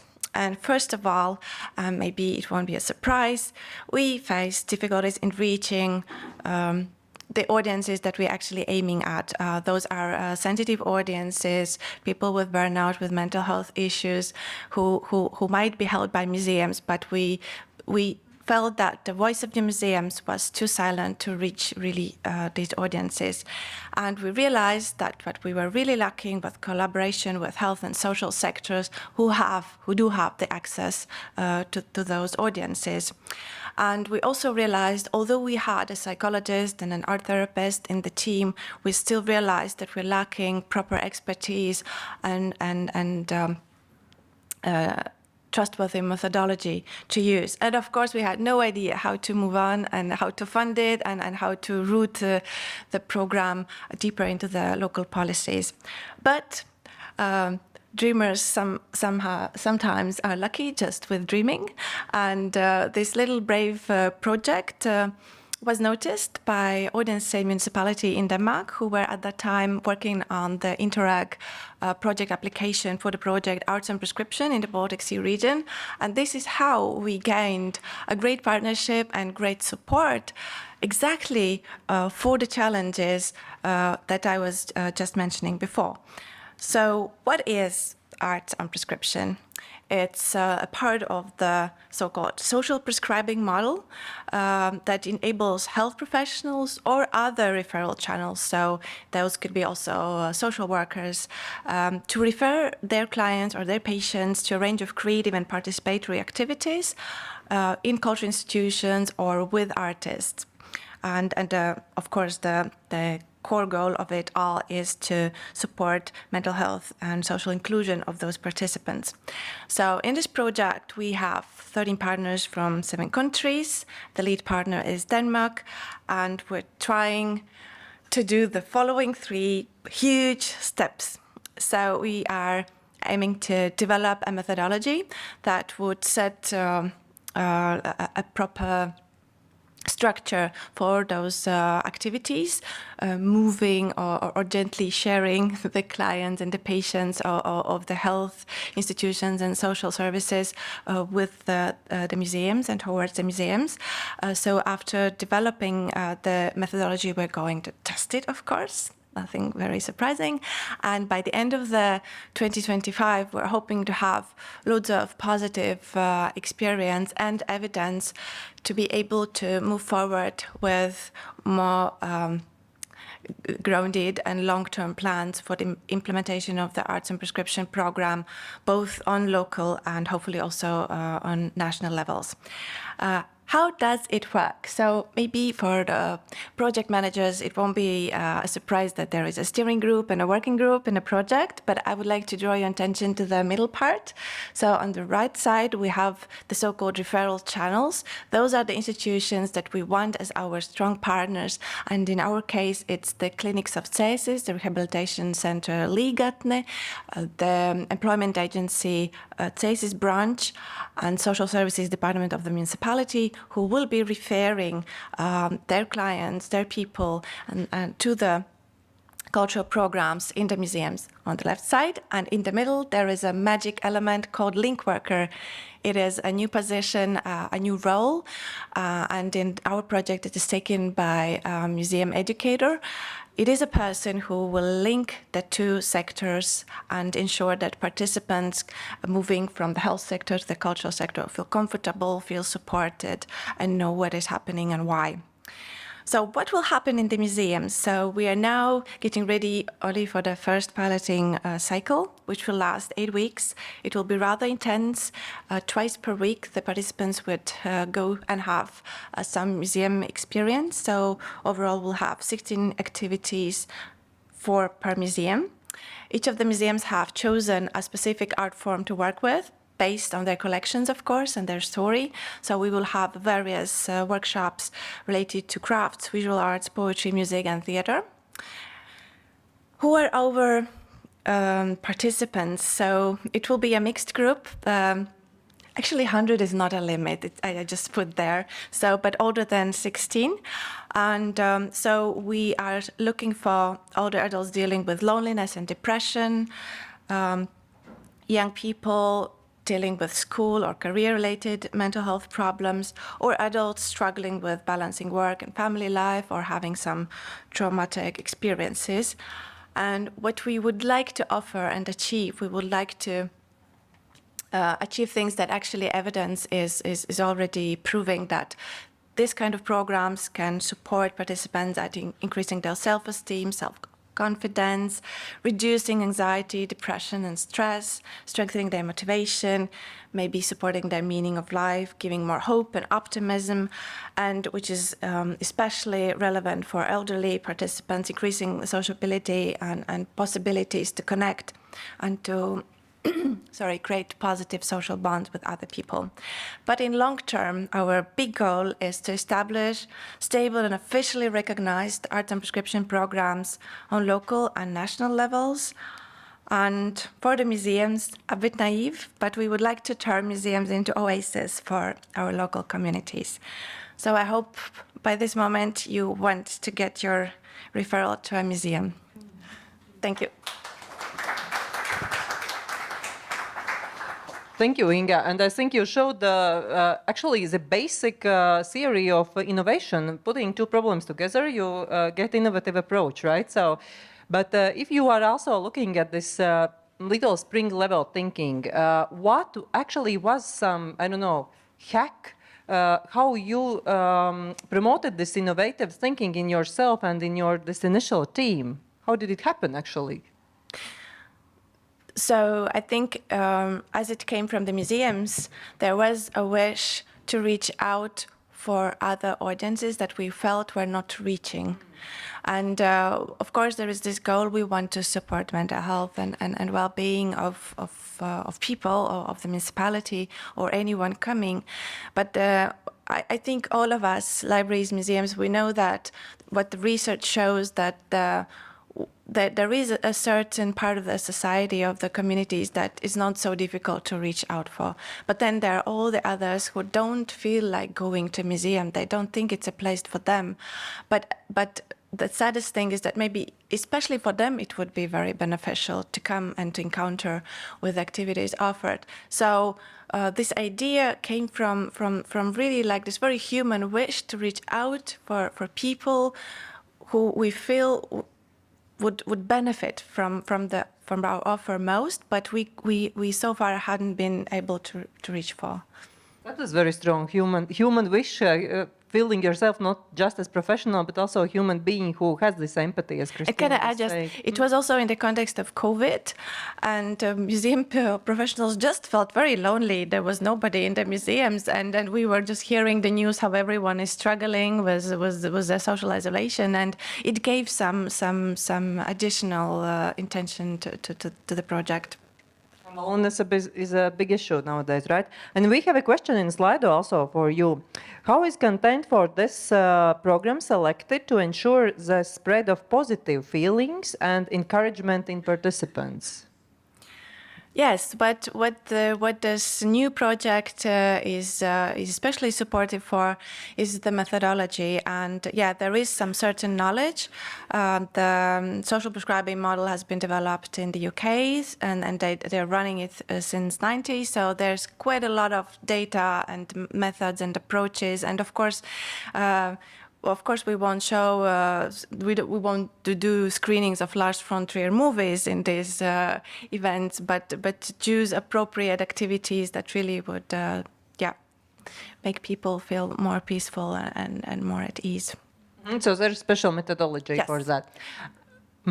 And I'm also interested, was there any need for a change in physical space also? Can you give example? Yes, I would be happy to already have had the first piloting cycle, but now we are experiencing the first challenges in this regard. For example, one of the audiences we're going to work with are the elderly people from the rehabilitation center in Ligatne, and they are very happy to join. They're very open. They're ready to travel to the museums. So transport. Some of them are in wheelchairs, some of them have just difficulties in moving themselves. Museums themselves are not super accessible. Those are rural area museums with, there's not even paved paths to the museums. So yeah, we have to rethink the whole thing. And when it starts with a very naive idea that we will reach out for fragile audiences and bring them to museum and show how great it is, but then you start asking all these questions. How can they come? How can they just step over? How will they use the stairs? Where will they sit? What time actually of the day is the only time slot that they can leave the rehab center? And yeah, there's a lot of practical questions that are on our table now. Thank you, Inga. Thank you. And now I would like to invite Clementina from Lithuania for your presentation, Freedom to be Me.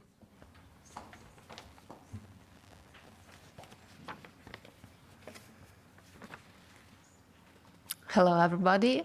I'm Clementina from Lithuanian Audio Sensory Library.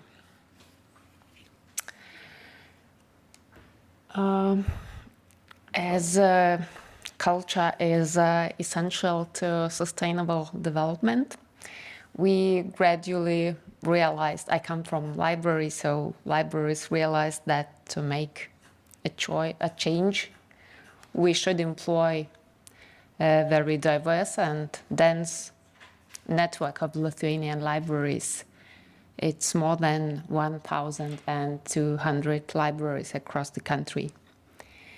And to cooperate with the local communities as well, especially serving people with disabilities or elderly.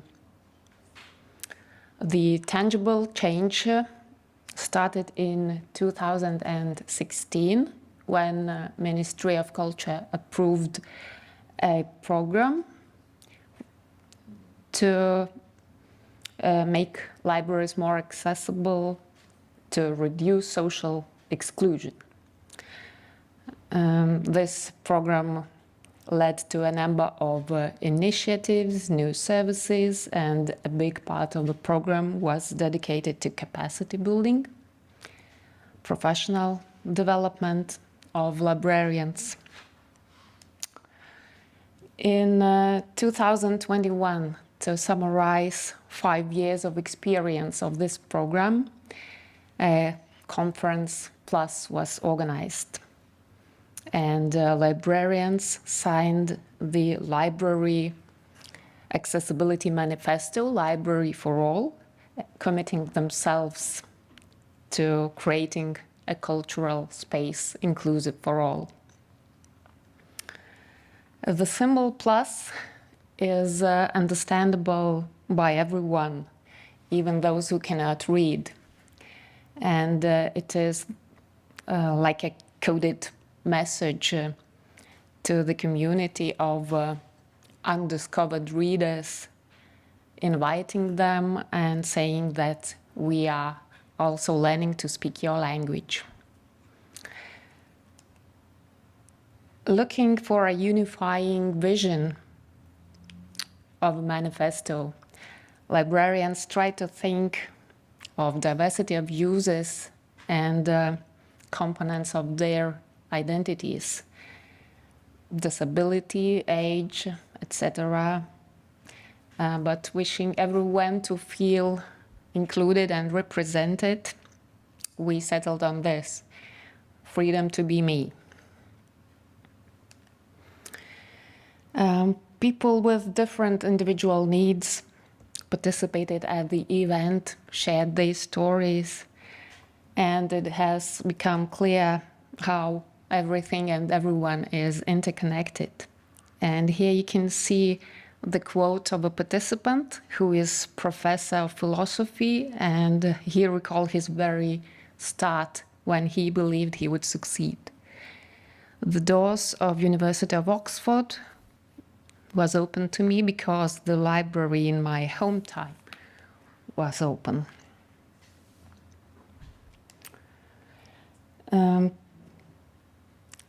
During the preparatory stage, we collected the suggestions of librarians on the most important themes. We called them pillars. It turned to be collections, diversity of formats, enabling to choose, human resources, professional and competent librarians, environment and services, accessibility first, and communication, targeted and outreach, because sometimes readers do not identify themselves with the readers and do not react to suggestions. At the event, we continued working in 5 groups on manifesto statements, and the best articulated ambitions were included in the document. I will try to give a concise overview of key aspirations, and I will be able to provide the full text to anyone interested. Nothing about us without us, a very well-known slogan of disability movement, and it is a key, not creating services that won't be used. Another key is connecting to local communities, because they are so diverse and each of them with its particularities. And when real cooperation is set, it starts great initiatives, even with the smallest resources. After the first conference, how do we move forward? Task force was established, and each year a different county library takes the lead in making the manifesto a widely known benchmark of the cultural inclusion. A network of municipal accessibility ambassadors also has been created. Ambassadors collect good practices, initiate projects, ensure the exchange of information throughout the library network. To keep the manifesto alive and to take into consideration regional specificities, the following concept of this library for all movement was developed, and it is repeated in the following cycles. To hold a national conference plus in odd-numbered years, and regional forums in even-numbered years. So last year, we had 5 experiential encounters called Discover Opportunities.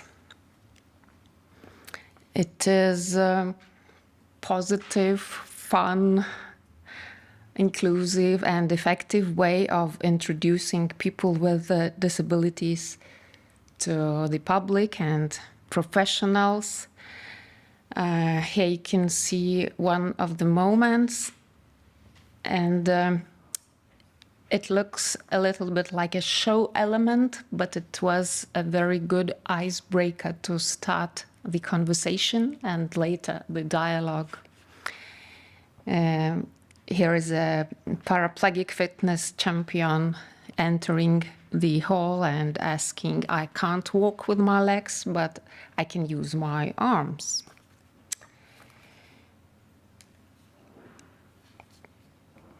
A website has been created to have all the relevant resources, methodologies, and news in one place, and preparing for this year Conference Plus. At the beginning of the year, a new plugin, Inclusion Stories, was implemented. Accessibility ambassadors started to collect stories from all over the country,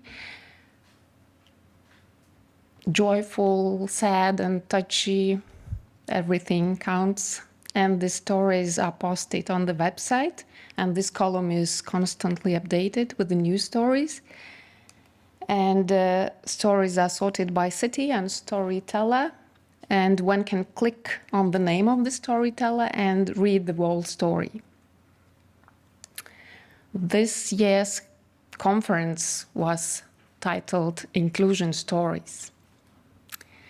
Given that people are united not by facts or methodologies, that emotion is what unites people, and stories awaken those emotions.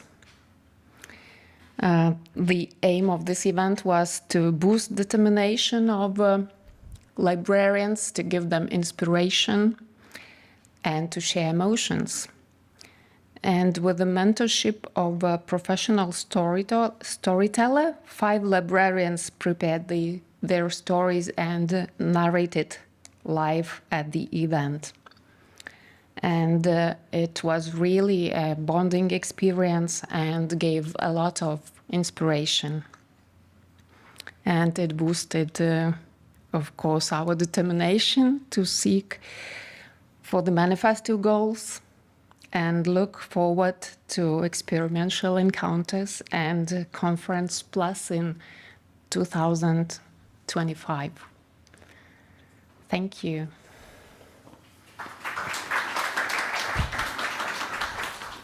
Thank you. And we have a question also about resistance, because sometimes, when you implement new things, which are maybe not always with your emotions or with your values, right? Did you experience among libraries or even readers some resistance regarding this transformation? Yes, we did. Some librarians sometimes said that there were no people with disabilities in their region, but that was because they do not feel invited and never entered. And another question that came in my mind when I was listening, did you ask also librarians how they feel? Did you include them as internal audience also in this process, or they were just like, listening only to others? You mean during these talks? Yes, yes. Mm-hmm. Yes, it was happening live, and it was really very bonding and inclusive, and they could react afterwards or share their stories as well. Yes, it was really inclusive. That's great. Okay, thank you. Thank you. No more questions. Only, again, good compliments. Thank you. So now you have one mic to share, and I would like to ask Zane, now you have heard 2 cases, but probably as from Museums Association, you have many in your head. So maybe you want to top on some remarks or some short good cases also on these ones, on social inclusion, on social sustainability. I wrote so much words in my phone, what I hear all the time, but what I really want to say that there are both librarians and museums, and they show how big power have memory institution talk about society, about uncomfortable themes, about questions which are not very perhaps comfortable, and about this social inclusion, because I think museums and libraries, they really are the place where people can meet different people, because this is about diversity. This is about that we meet different types of people, and we talk together, we ask questions, we're listening, and we work together. So it shows that we have so much ideas in future how we can talk with society. And yes, museum, libraries are the place where it could happen. So space, methods, and also some bravery, right? To step out of this traditional functionality, but be something more. We have a question also from audience about digital communities. So when we are talking about access, it always has pros and cons, digitalization, but do you see digital communities or digital tools as some kind of opportunity to engage with more audiences, with new audiences? Have you heard any good examples? Actually, the question asks about studies, but I would say studies and practices, everything works for us. Yes, of course. I think going digital is one way to reach out for new audiences, and no one, I guess, would doubt it. And we have learned a lot, and we are equipped better thanks to COVID. But we have also learned about the digital divide and the communities that will never have access or will not feel comfortable with only digital content. And I think we have to be aware of that too. And just to give you a very simple example, in the project that I was talking about, in the partnership of 13 members, there is also a lot of discussion about the different situations in different countries, because in Germany or in Denmark, an ordinary retired person has all kinds of devices and skills to use them, and they were very confused about us saying, no, our elderly people in the rehab center, they won't be able to fill out the online survey because they don't have a computer, they don't not using a smartphone, and even if we give them one, they don't know what to do with it. And I think that we have to also be very aware of very large audiences that we exclude by going digital. Any more thoughts? I just can add that it's very important that the museum and libraries digitize all the collections and so on, but and that's mean that they are more accessible. But this is also like threat that perhaps they don't need to go to library or to museum, and we are sure that we need to meet face in face, not all the time in digital ways. So it's like two sides of this process. So diversity is about diversity, right? I can add that everybody understands that digitalization brings more accessibility to people who need, for example, alternative formats. But for people who are not so literate, mobile services can serve this. And in Lithuania, our library, audio-sensory library, we run virtual library. And for people, for elderly who do not use devices and have no internet, we have an equipped minivan who goes to villages and remote areas, and in cooperation with the librarians, they all are administrators of that virtual library, and they can download and download audiobooks and put them into a special device, which is very simple, like a small radio for elderly people, and so they are not left without this. Very good example. I don't want to open this Pandora box a lot, but I have to ask, we cannot talk about social sustainability, about social well-being, not talking about social well-being of librarians and people who work in museums. Let's talk about you. How do you think, if you look at yourself, do you feel socially sustainable, and what is lacking in your support, your personal support as people who are working with others, supporting others actually, right? Would there be any need for any programs or maybe even just, you know, a shoulder from other, how to say, institutions? So what would be your need? Teamwork.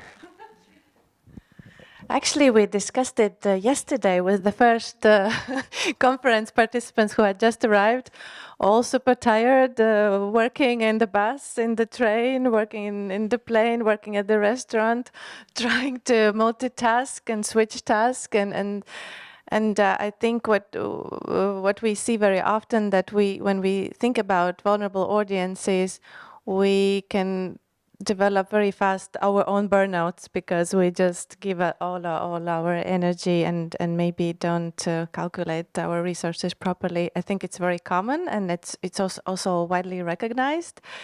But what would we need? For sure, teaming up with others and sharing tasks, sharing what we do, because I think we sometimes take too much on our shoulders and we want to save the world on our own. So teaming up and collaborating is one thing, but also I think we have to not only fight for female rights and all kind of rights and inclusion, but I hope that one day there will be a moment when cultural workers and cultural professionals will also be included as equal workers with other sectors, because there is a huge inequality on that too. Yeah, Inga said everything what we talk about, but it's very important to remember that we cannot do everything enthusiastic, because it's very important our salary, how we can live, because we all are people, we all are society, the workers in library and museum, and we all want to make better world. And it's very important to remember that we need sometimes to think about ourselves, not only about children, not only about our visitors, but about our. Do you want to? So decent pay, right? Recognizing people who work in cultural field. But I wouldn't... SDG 8, yeah. And SDG 3 about probably health insurance, and so good health insurance. So, but I wouldn't be a feminist if I wouldn't ask also about men. Here in this conference, we also don't have big gender balance, let's say. How do you think, how could we have more men in working in cultural institutions, or do you have any good pay examples? already mentioned? Oh, yeah. We know why are so many women working in the cultural sector. Women tend to work in sectors which are more poorly paid. And have some social guarantees, right? And can be balanced with your family life, right? Because of stereotypes, yeah. So that's... Yeah, big thing it's stereotypes, because men works like machinist and all economists in banks and so on, and women works in museums and libraries, but it's really big stereotype, because we know we all can do all jobs. So. And I think it's about public attitude that cultural services are something not necessary. Okay, there is also some trendy concept of care, and culture institutions and museums are also very willingly going into the narrative that we are providing care, caring for the communities, for our visitors, and this is somehow intuitively more linked to women and their role in the society, but I'm not sticking with that. ideas how to change, because actually about this care. This is a real Pandora box now. Really.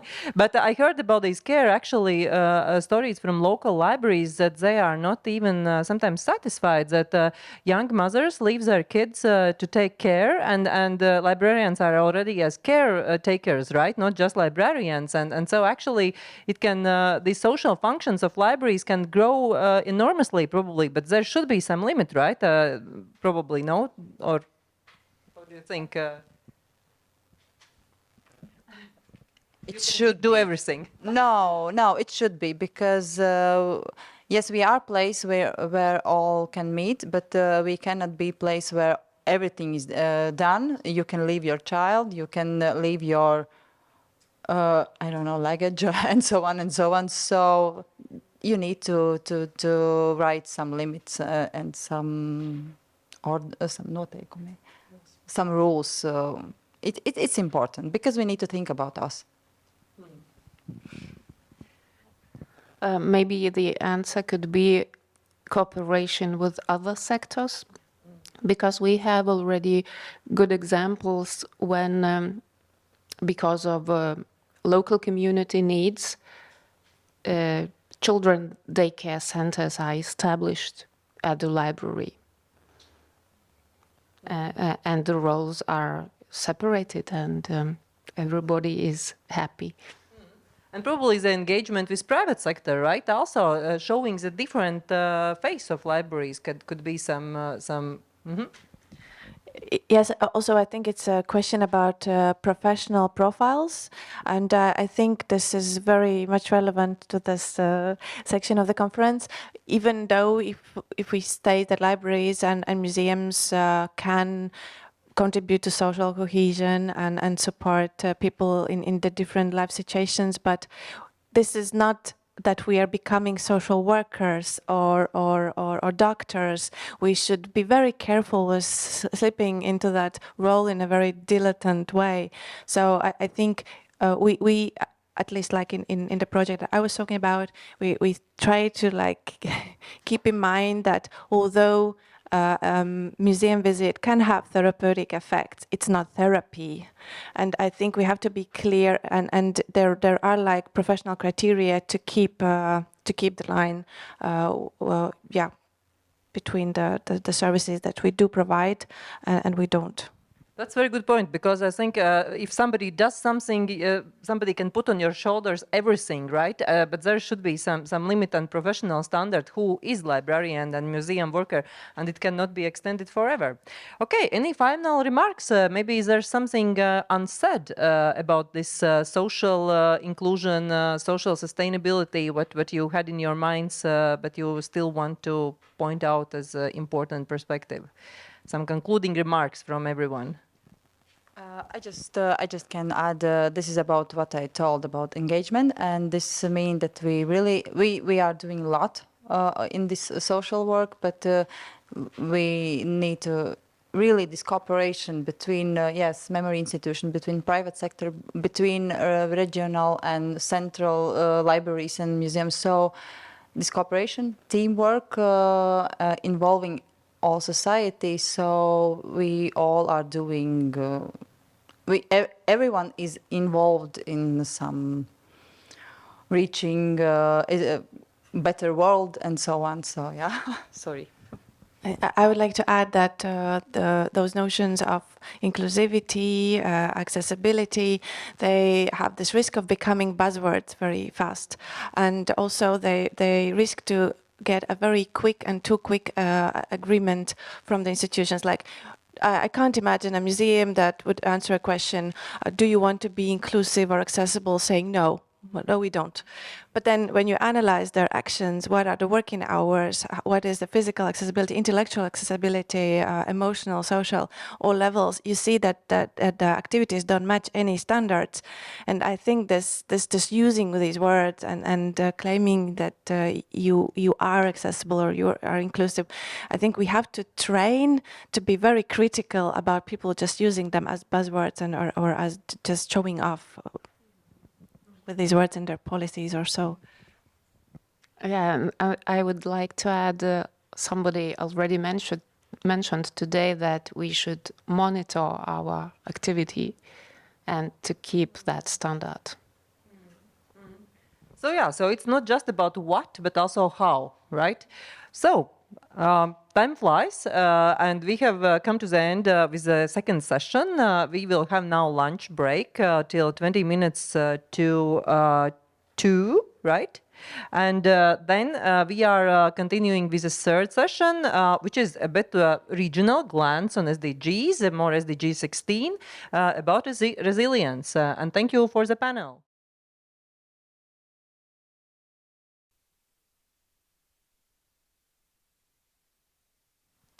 Dear participants, welcome back. Welcome back in our audience and also in our live stream. Now we will be focusing on the topic of resilience. Of course, having an event in our region, we cannot escape the question of Russia's aggressive invasion in Ukraine, topic of security concerns, and also disinformation that we are facing. And of course, also museums and libraries as crisis responders at the local level. So we will be uncovering these topics through several presentations, through case studies, but we have keynote. We have Mr. Rihards Bambels, head of the Strategic Communication Department, State Chancellery of Latvia. So please, Rihards, floor is yours. And I remind you, ask questions in Slido. So good afternoon, everyone in the room and following us online. So delighted to be here. Thanks for having me. We live in unpredictable times. In a perma-crisis where the COVID has been replaced by Russia's war on Ukraine and increased cost of living we are experiencing on a daily basis. We live in times where the information is weaponized, and we can talk about information conflict in which we are all dragged in, whether we want it or not. The war has started, and it will last.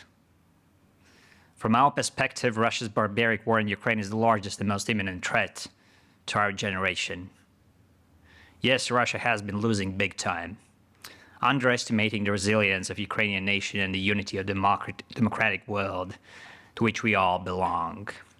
The war intended to be won in 3 days. Russians have been losing the past 19 months and counting. Russians could stop the war any minute and withdraw from Ukraine, but they keep going, and they will lose more. Because we will support Ukraine with everything we can for as long as necessary, until the evil is banished from all territories of Ukraine, and ultimately to achieve the Ukrainian victory. We will do everything we can to hold the perpetrators accountable for the genocide and terror acts, for all crimes against humanity.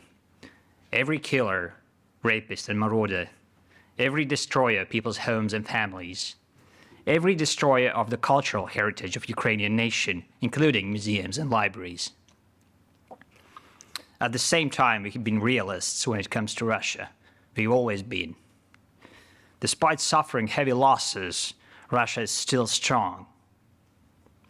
Its base of resources is deep, and Russians have been working actively with countries of the southern hemisphere to poison their minds and bribe them with short-term gains and promises, while counting on the war fatigue to kick in and start creating fissures in the Western unity and support Ukraine. Despite being crippled, Russia will be back. Despite the sanctions and isolation, it has increased its resources and efforts dedicated to the information war over the last 19 months. Moreover, it maintains malicious ends towards its neighbors and significant means to achieve them. Therefore, we must be ready, and we will be, because Latvia will always defend itself and not permit our reoccupation ever again. We are defending our country ourselves, and we have the strongest allies in the world ready to fight with us from the first minute and the first centimeter of our soil being trespassed. We are building our deterrence and defense based on a comprehensive defense strategy, meaning that every Latvian can and will defend the country, and defense starts already in relative peace times, especially in the information environment. We have been busy lately, and due to the threat landscape to which we are all exposed, we are unlikely to be out of business anytime soon. Over the last year, we have developed several innovations and practical tools, putting Latvia's name at the vanguard in Europe in the area of strategic communication. First is the doctrine development. In 2022, we developed the National Concept on Strategic Communication and the Security and Information Space for the following 5 years. It was approved by the government of Latvia earlier this year, and we are among the first countries in Europe to have such a strategy. The concept sets clear priorities and a roadmap for the following years on how to ensure the continuity of our independence and democracy no matter what. Such authoritarian regimes as Russia or Belarus or others in the future orchestrate and direct our way in the information domain. Our concept is built on 3 pillars. First, effective government strategic communication that builds trust, societal cohesion, and attachment to the statehood. Second, independent quality media environment. And third, societal resilience against disinformation and information manipulations based on media and information literacy.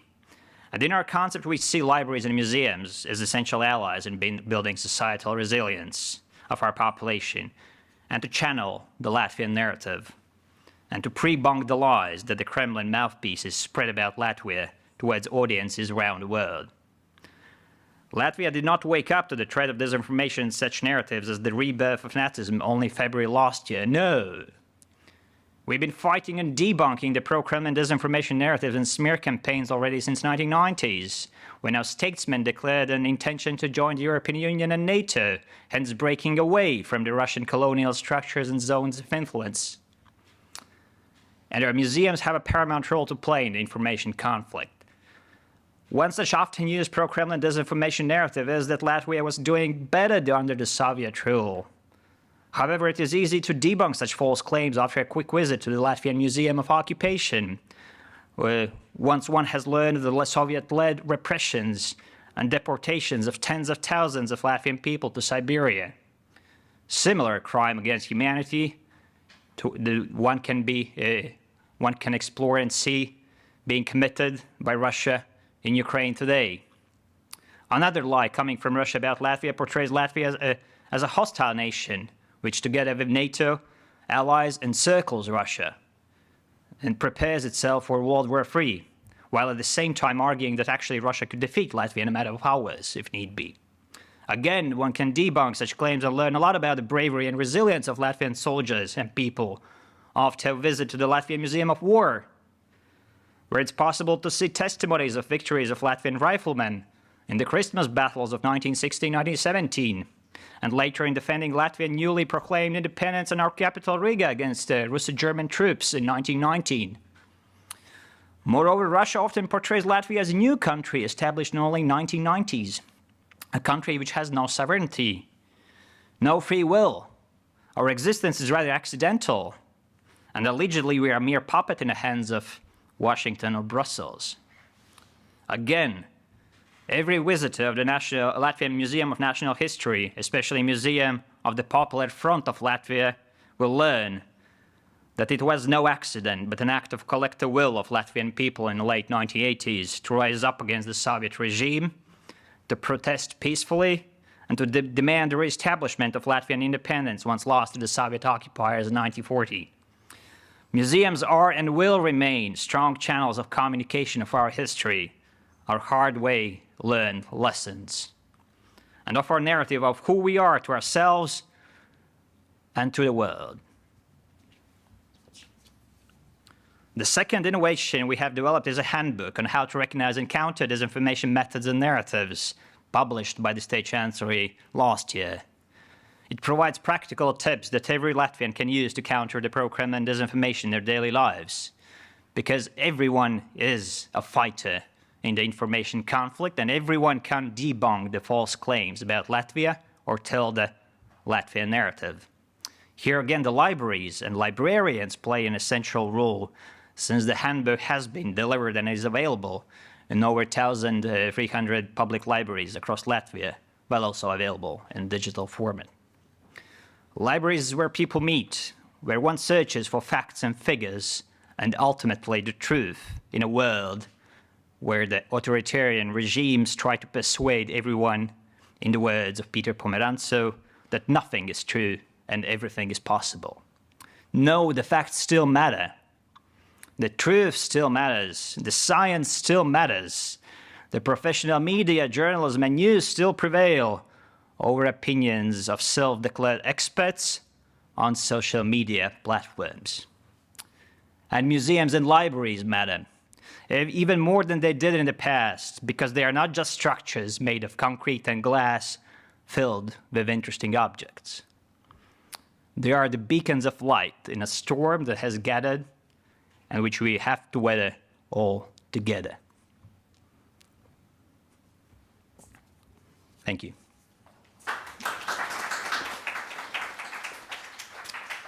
Wow, I think we can quote every sentence. Very, very strong. Thank you.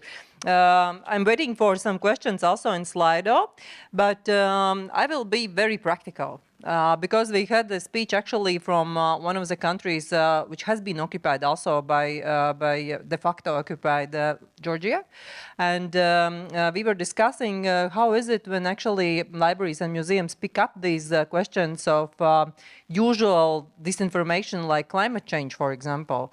So what would be your suggestions? You also mentioned yourself about these smear campaigns and so on. So are there any tools how to fight this type of communication? Yes, actually the handbook I briefly mentioned is not completely unique. We're among the few countries in Europe that has, as I said, the United Kingdom, Sweden has it, we have it, some other countries might join our effort. It teaches you the methods, and methods go into beyond the narratives, and actually the narrative doesn't matter whether it affects geography, history, climate change, or other topics. When you learn of the methods, how the manipulators work, the content is just has a secondary place. So yeah, I would suggest everyone to put themselves in the shoes of manipulator, learn of those tactics and methods, and learn how to counter them in the real life as well. Is this handbook available in English? Not yet, but since we see a lot of demand for it, we might reconsider it. It's been tailored and localized to Latvian audiences particularly, but since we've seen interest, we might reconsider also doing an English version as well. It feels, because we have been talking a lot about different methods also here, not just about disinformation, but also in development of content related to new functions of libraries and museums. Okay, if no burning questions, thank you for your time. Thank you.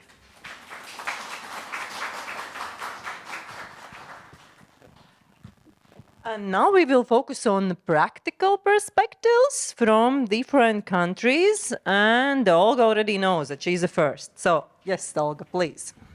Floor is yours. So, the remote is working, please, to change the slide. Thank you. So, good afternoon, dear ladies and gentlemen, dear our colleagues from museums and from libraries, dear watchers from home, from Republic of Moldova and Ukraine and other countries. I'm very glad to be here. It's such an honor for us, for Republic of Moldova, to be here. And I would like to present myself.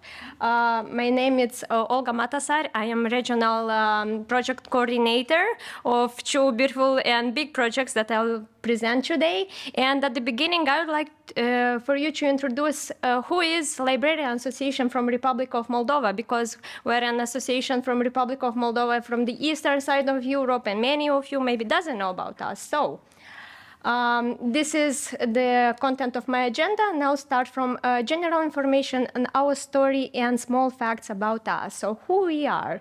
Fact number one, we are a network of libraries from the entire national library system, from approximately 1,300 members and branches in each district of our republic. We are an organization with 32 years of experience. We are a professional organization within civil society that supports the library as a community center. Also, we are an organization that develops the professional skills of librarians.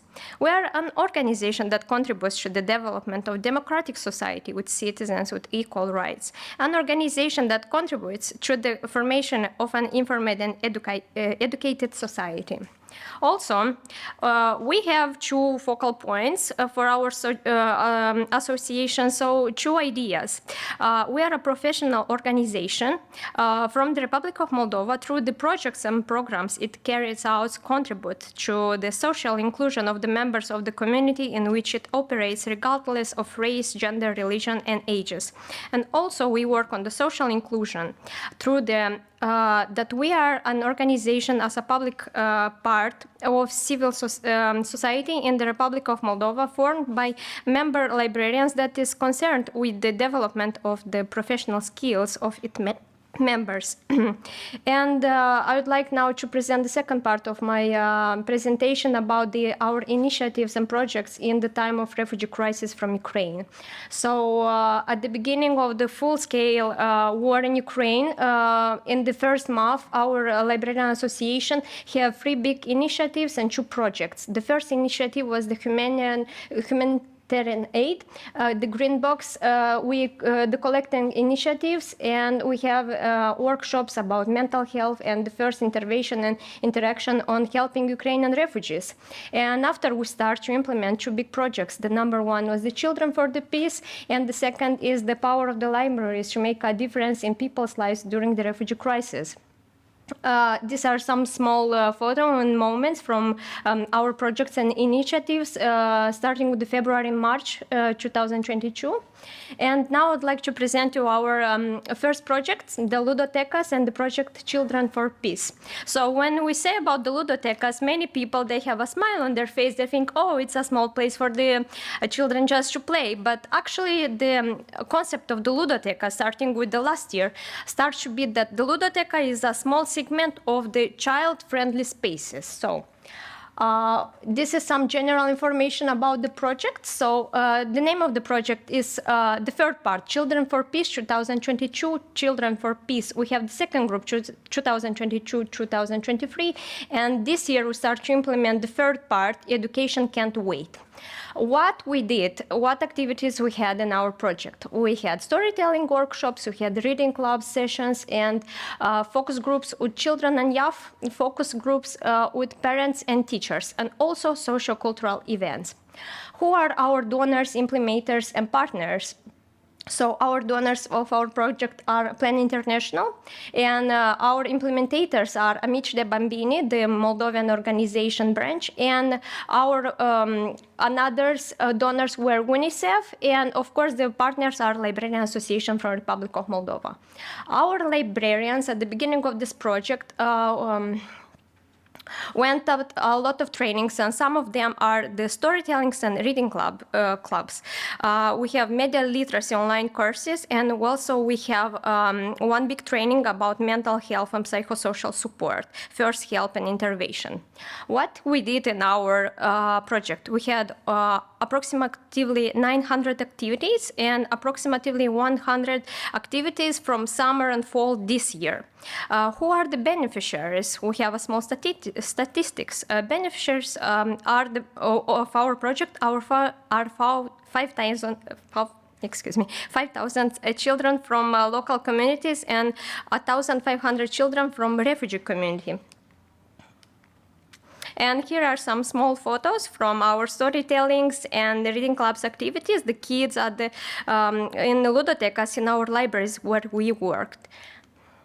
And I did a small analysis about how SDGs were implemented through our project. So number 3, good wealth and well-being. In the ludoteca spaces, children feel safe and protected. Ludoteca offers them play spaces, the opportunity to participate in group activities, and also have the visit of specialists from different organizations. Number 4, quality education through the activities carried out, reading clubs, storytellings, focus groups, social cultural events. We contribute to the education of children at the development of group communication skills through reading or using board games. And also we had 4 big book kits in 4 languages. We had in Ukrainian, we had in Romanian, in Russian as was required, and in English language. SDG number 10, reduce inequalities. The spaces of the Ludoteca and the library are open to everyone. In the local community, support was offered for socially vulnerable families from refugees communities. Number 11, sustainable communities and cities. Through the development of library spaces, the development of book collection and the services offered in the libraries. We offer sustainability to the communities in which they activate the librarians in our network. Number 13, 14, 15 SDGs, eco initiatives. Within the project, we had ecological classes, ecological initiatives, eco activities were organized, and Eco Days and Earth Day were celebrated. Initiatives were organized to recycle and clean the local land and river. SDG number 17, Partnership for the Goals. Within the project, the public libraries had as partners educational institutions, local public authorities, the local community, the local volunteers, and social assistant. And the second project that I would like you to present is called Power of Libraries to Make a Difference in People's Lives During the Refugee Crisis. Safe spaces for women, girls and children. So when we talk about the safe spaces, and we have, as I said before, for women, girls, and children, these are the first 3 most vulnerable groups of people, of individuals when it's a crisis. So what does it mean, the concept of the safe space? So the safe space is a room in a building, first of all. Second of all, they have all the facilities. So we have their special furniture, we have their sets of equipment, we have books there, we have board games also there. So we try to bring there everything that people need, and also what is a safe space as the third idea. There many specialists can have the access. So we have the psychologists, the psychotherapists, the lawyers, the jurists, in the case of Ukrainian people need some maybe juridical consultation. So our project, the name I said before, we have many recreational activities for women, for children and youth, psychological group of support, and gender-based violence informative sessions. The donors were International Rescue Committee from US, the implementators Women Law Center from Republic of Moldova, in the partnership with Librarian Association. We had many storytellings and reading clubs activities. We have trainings on prevention of domestic violence and mental health and psychosocial first help and intervention. We had around 900 activities, and we have another activities, recreational activities, official opening of safe spaces,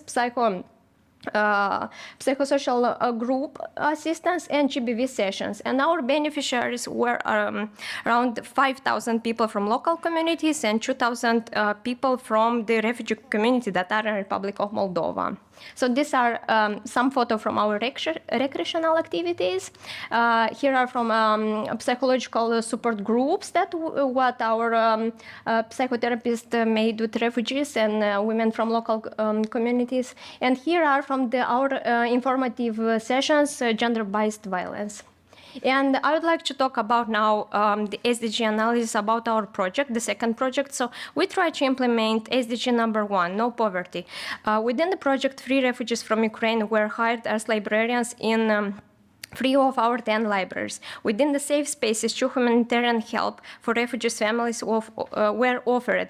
Backpacks and office sets were offered for school for refugees, children, and dignity kits for women and girls. SDG number 3, good health and well-being. Within the safe spaces, psycho-emotional support groups were organized. Number 4, quality education. Safe spaces in the libraries were equipped with a set of technical equipment, computers, tablets, projectors, a set of special screens. Number 5, gender equality. In the Republic of Moldova, there is no knowledge, unfortunately, about the GBV, about the phenomena of GBV, about assaulting a person on the basis of gender. During the information sessions, we aim to inform the local communities about GBV prevention and GBV defense and punishment, because all this exists.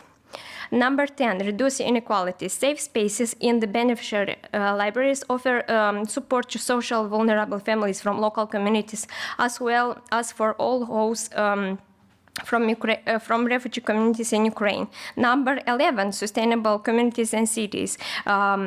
Number 13, number 14, number 17, I'm running off the time, so I'll not read everything, I'm sorry. So I would like to talk about also as a message at the end of my presentation, what SDGs would like Librarian Association to implement and develop by 2030. SDG number 4, SDG number 12 and 13, SDG number 5, 10 and 16, and number 11. So this maybe you can have a look later. And these are our details. So Ukrainian refugees asked me to bring a message today, and they said that through our safe spaces and ludotecas, you made us to be resilient because you create the spaces. We have a space in the library that is resilient. So through our projects, we just create the resilient libraries. Thank you. Thank you.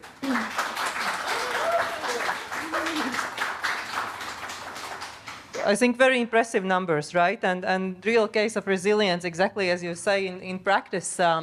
The question we have from audience is, how do you evaluate the results of the project? You said a lot of numbers, but also in the second panel, right, we discussed, how do we know if we have achieved a goal or not? How do you know?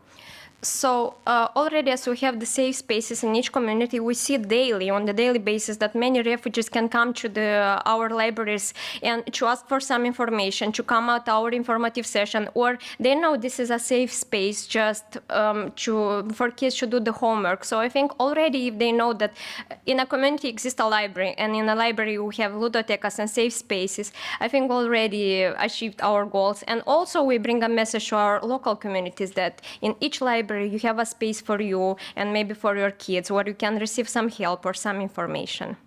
So this means that if people keep coming and they are more and more and they are satisfied, this means that this is behind the numbers, right? And in each small and big community, they know there's a library in the village, in the cities. And compliments also for you in Slido about encouragement, and this is a very amazing work done, and congratulations. But a little question also from my side. So now when you have went through this experience, have you changed something how you worked before? Totally, maybe you learned something, you do things differently based on this experience.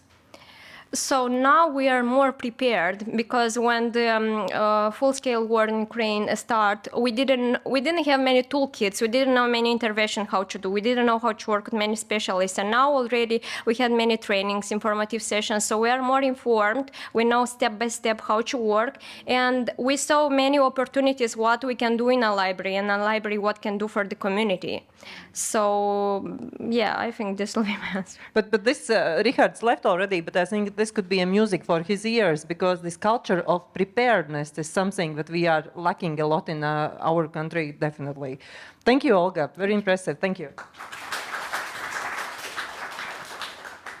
Emils, please, disinformation and media literacy in libraries and their communities. Yes, hello to everyone. Labdien. It is truly an honor to be here in this wonderful and I think very much necessary event where we share wonderful experiences between museums and libraries. And I'm happy to share my side, my experience today, and bring something local here from Latvia, from the National Library of Latvia. My name is Emils Rotgalvis, and I work as a media literacy expert at the National Library of Latvia. And I will be talking about how we are fostering media literacy in libraries and their communities and through our everyday work. So 4 waypoints in my presentation. First of all, setting the stage, more or less how MIL, this will be the shortened version. I use media and information literacy. I will also say media literacy encompassing information literacy as well. So how it is a growing relationship, what do we do, how do we hope and help to reach SDGs and how SDGs impact our work, and maybe take a look at what does tomorrow look like.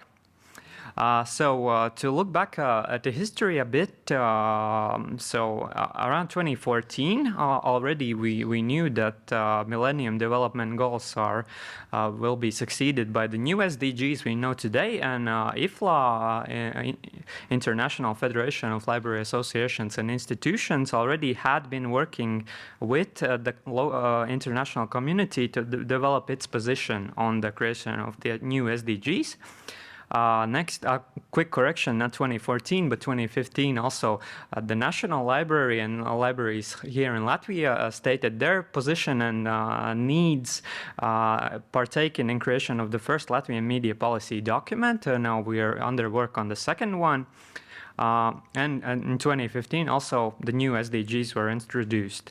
2016, meanwhile, on the global stage, of course 2014 means the year the true Ukrainian resistance started, when annexation of Crimea happened, and 2016 was the presidential election in the United States. So these are the two very large events that really impacted the notion of media literacy.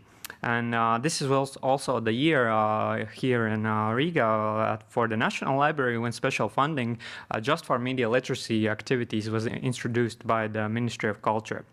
And in 2017, the position which I am fulfilling right now of Media Literacy Project Coordinator, now Media Literacy Expert, was created at the National Library. 2017, the National Library and the Library Association of Latvia really started work on promoting SDGs in libraries, and in 2021 my current colleagues created a first look-back document showing what has been done already and how we can promote SDGs further.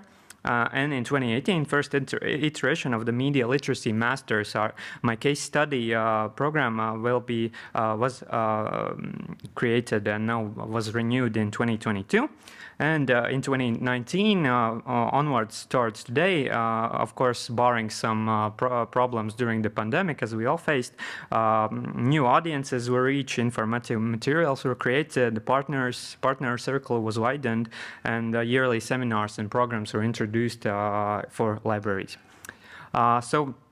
Librarians are definitely knowledgeable personnel to serve as fosterers of media literacy, people who have been educated in searching and working with information and educating their communities. And we at the National Library mainly work with four audiences. Of course, librarians themselves, teachers, school teachers and school librarians, senior citizens, and the youth with which we promote media literacy. Of course, it means lots of responsibility because regions and schools follow us, the National Library, as an example, but we see what works, and that helps us to pave the way forward. And of course, librarians, even in my rather short two-year term here at the National Library, have shown great interest in MIL-related activities. My predecessor in 2021 created first media literacy webinar, which concerned media literacy in health. It was attended live on Zoom with more than 800 listeners. Now we are doing our media literacy master's program just this week we are sending our confirmation letters to the new participants. We get more than 70 applications for 25 positions. And of course, we have our library portal, biblioteka.lv, which is our information portal, and there has hundreds of views for our publications concerning media literacy. For these aforementioned audiences, we try to provide at least one media literacy event per year. Our key is always finding a new approach to raise interest in this audience because, as colleagues stated before, it's very sometimes challenging to get this audience, meet them where they are, and attract interest. And we try to also at least create one new sustainable and ongoing material which could help to continually promote media literacy per year.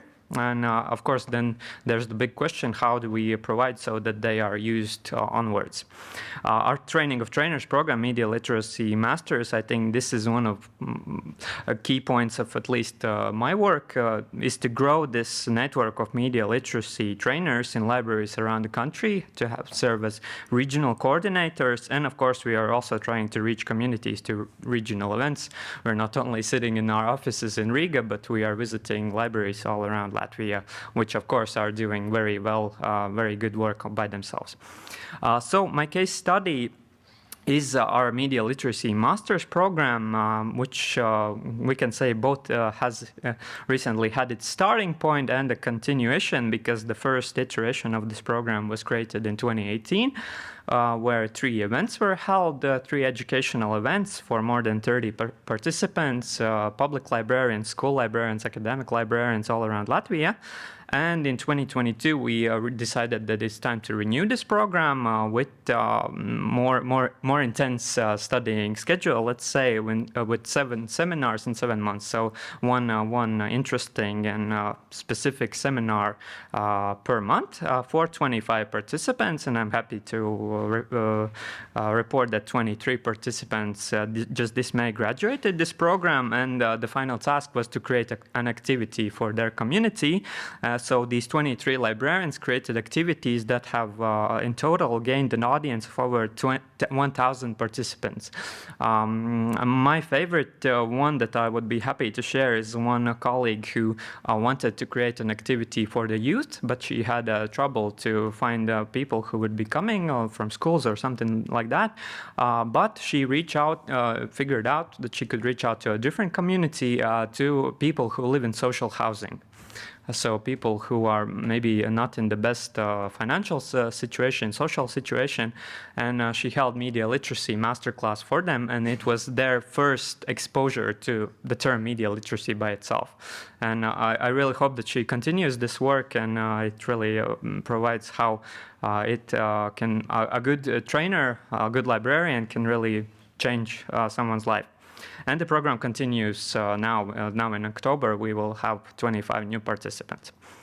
But of course, as with everything, there are some problems that we are, of course, facing here in Latvia. Specifically, I think, as in every country more on the eastern side of Europe, we have these 2 language spheres. So we have about a third of the population who speak Russian on their daily basis, and who can be, I think, sometimes misinformed at the very best, or just be spreaders of disinformation or propaganda at the very worst. Of course, in Latvian language sphere, it's also true, but I think people who speak Russian are more targeted by foreign agents of disinformation. Of course, we also try to understand what is this level of MIL that librarians should possess. And we are also looking at the new media literacy policies that will be created just this or the next year, maybe to look at levels of MIL, like what are the skills that librarians should reach. Of course, working with this Media Literacy Masters program, we are hoping that regional coordinators will be more active and more popping up due to this program, because they are in demand. And of course, it is also work with creativity. People, even librarians, sometimes don't understand that it isn't always about shiny new interactive screen, or the largest classroom. Sometimes it's enough that you have the newest periodicals, newest newspapers or magazines that you can work with your audience to talk to them about media and media literacy. And of course, different audiences require different approaches, how to both prepare a person who can work with youth and senior trainers. That's not always possible. So within our program, Media Literacy Masters, we're also looking at what are the audiences that the librarians want to work with and feel comfortable working with. Library role in reaching SDGs, of course, is very important, and SDGs have been more actively discussed since 2017. In 2019, National Library, UNESCO, and Library Association started a series of seminars to promote this. And of course, as we know, well, the goals are pretty clear. Libraries are ensuring free access to quality information, documenting and preserving cultural heritage, organizing lifelong learning activities, promoting MIL. And of course, we also keep an eye on what regional libraries are doing, and we have yearly reports from them where they also talk about their work with SDGs. So, of course, MIL, Media Literacy, hopes to work with SDG number 4, quality education, and also I think important SDG number 16, peace and justice, as this preventive measure. If we're informed and media literate, we can prevent disinformation, propaganda, and all that sort. And of course, more broadly, MIL is a through-line skill touching different subjects. So I think if we're media literate, it can help us understand all of the SDGs and all the goals, how we can reach them.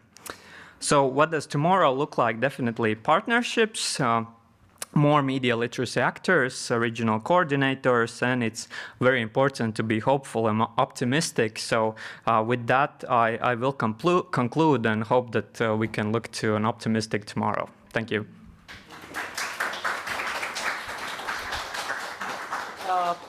Thank you, Emils. Question to you. It feels that there's very high demand, right? Because we probably all now understand that media literacy is skill set everybody needs. Have you thought about some innovative approaches, how to satisfy this demand? You said about regional coordinators, maybe some specialization of staff, but maybe there are some digital communities, as we have been asked also in previous panel. We definitely look to digital approaches, but of course that's only a part of audience we can reach, because of course seniors are very important for media literacy and not all seniors use the internet. So we do our webinars, so we do our publications on our library portal, and I think I can promote a bit one of our partners, NEPLP, National Electronic Media Council, yes, who just this March created a wonderful database of media literacy projects and materials. So we are definitely promoting that as well. But yeah, well, we keep on being creative, and of course now AI is a big question, and how we use it. We are still thinking about this. So yeah. And people want to know also how to solve the problem with two language spheres between library users to develop media literacy. You have thought definitely about that. Yeah, we definitely do, and it's also more or less one of the criteria when we look at the people who will be coming on our media literacy master's program. We are definitely always looking if there are people willing to work with media literacy near the eastern border, and thankfully we have. We had in the first group, and now we will have in the new one, and of course in the big cities like Liepāja, Jelgava, Riga, of course, which have this more Russian population. I think it's not always that the Russian speakers don't go to libraries. They do, absolutely, and I think people can reach them through the libraries. So we do what we can with that. Of course, it's a very tricky question. It is. I have one question. I want to stretch you more about the methods. Richard was talking a lot about narratives and developing narratives, and libraries and museums spreading the narratives. Have you thought about people, users of libraries and museums as co-creators of narratives, involvement of audience in the narrative creation to fight with disinformation and so on? Yes, definitely. That is also one thing we are looking at, that not only can librarians be helpful in preventing narratives from moving forward, but they can also help in spreading of positive narratives.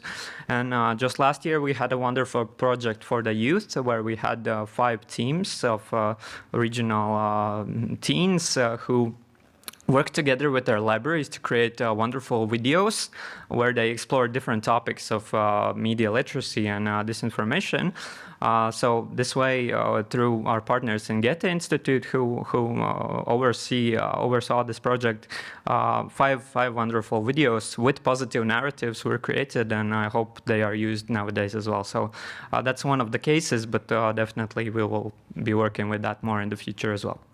Thank you. Thank you. Thank you. Thank you. Veronika, welcome. Veronika from Estonia, who will speak about Estonian strategy goals and how libraries can be empowered to adopt them. Yes. Hello. I will be true Estonian and jump right in without any small talk. So, the blessing in disguise for Estonian libraries is that we have always had too little financial resources. So that way, we always had to find clever ways to make things work. We always mend our books and materials, then repair our collections, and then they can't be repaired anymore. We use them as Christmas some ornaments or something like that. In the nutshell, we are used to look at everything in our disposal at least twice before we throw it away. So this is our strength. My personal belief is that the question today in Estonian libraries is not so much whether we are sustainable, but how much we comprehend and bring out these day-to-day practices and how they are making the bigger impact and how flaunting them off to the world at large can bring about positive changes in our communities and new useful cooperations. So where do I have to? A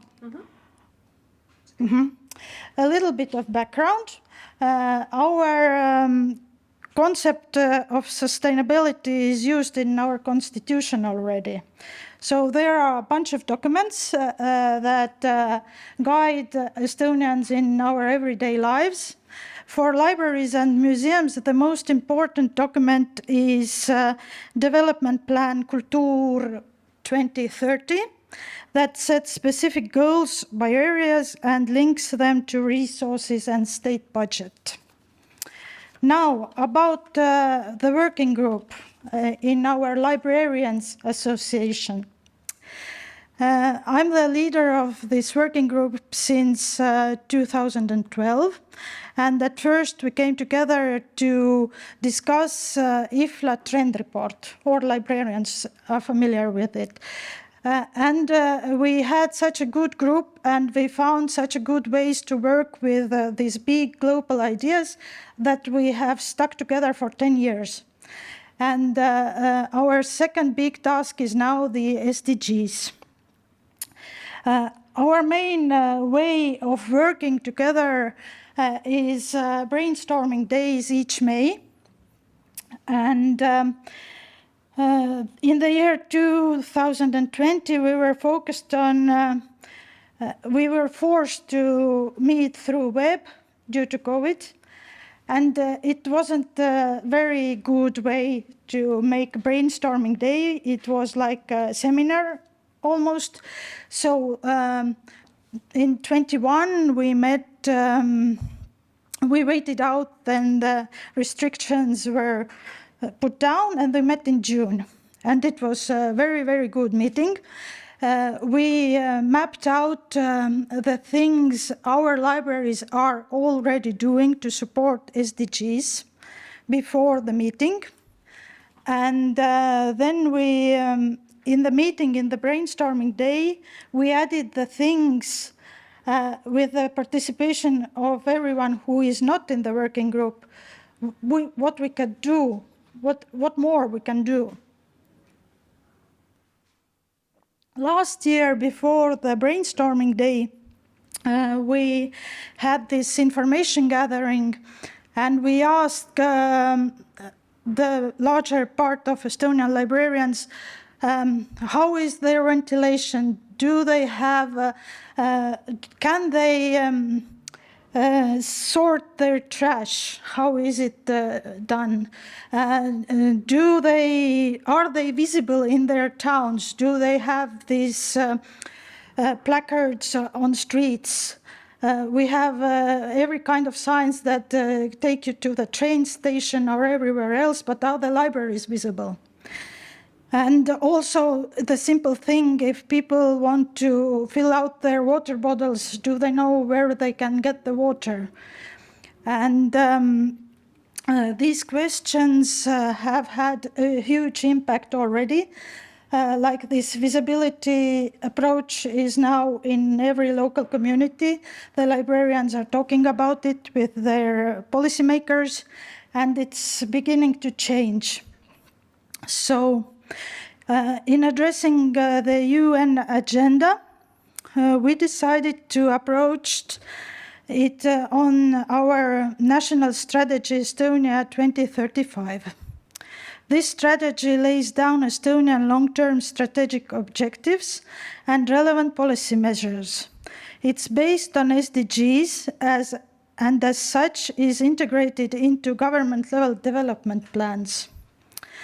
The main goals in the strategy were agreed upon discussions across Estonia over the period of 2 years, and the libraries were a huge part in this gathering process.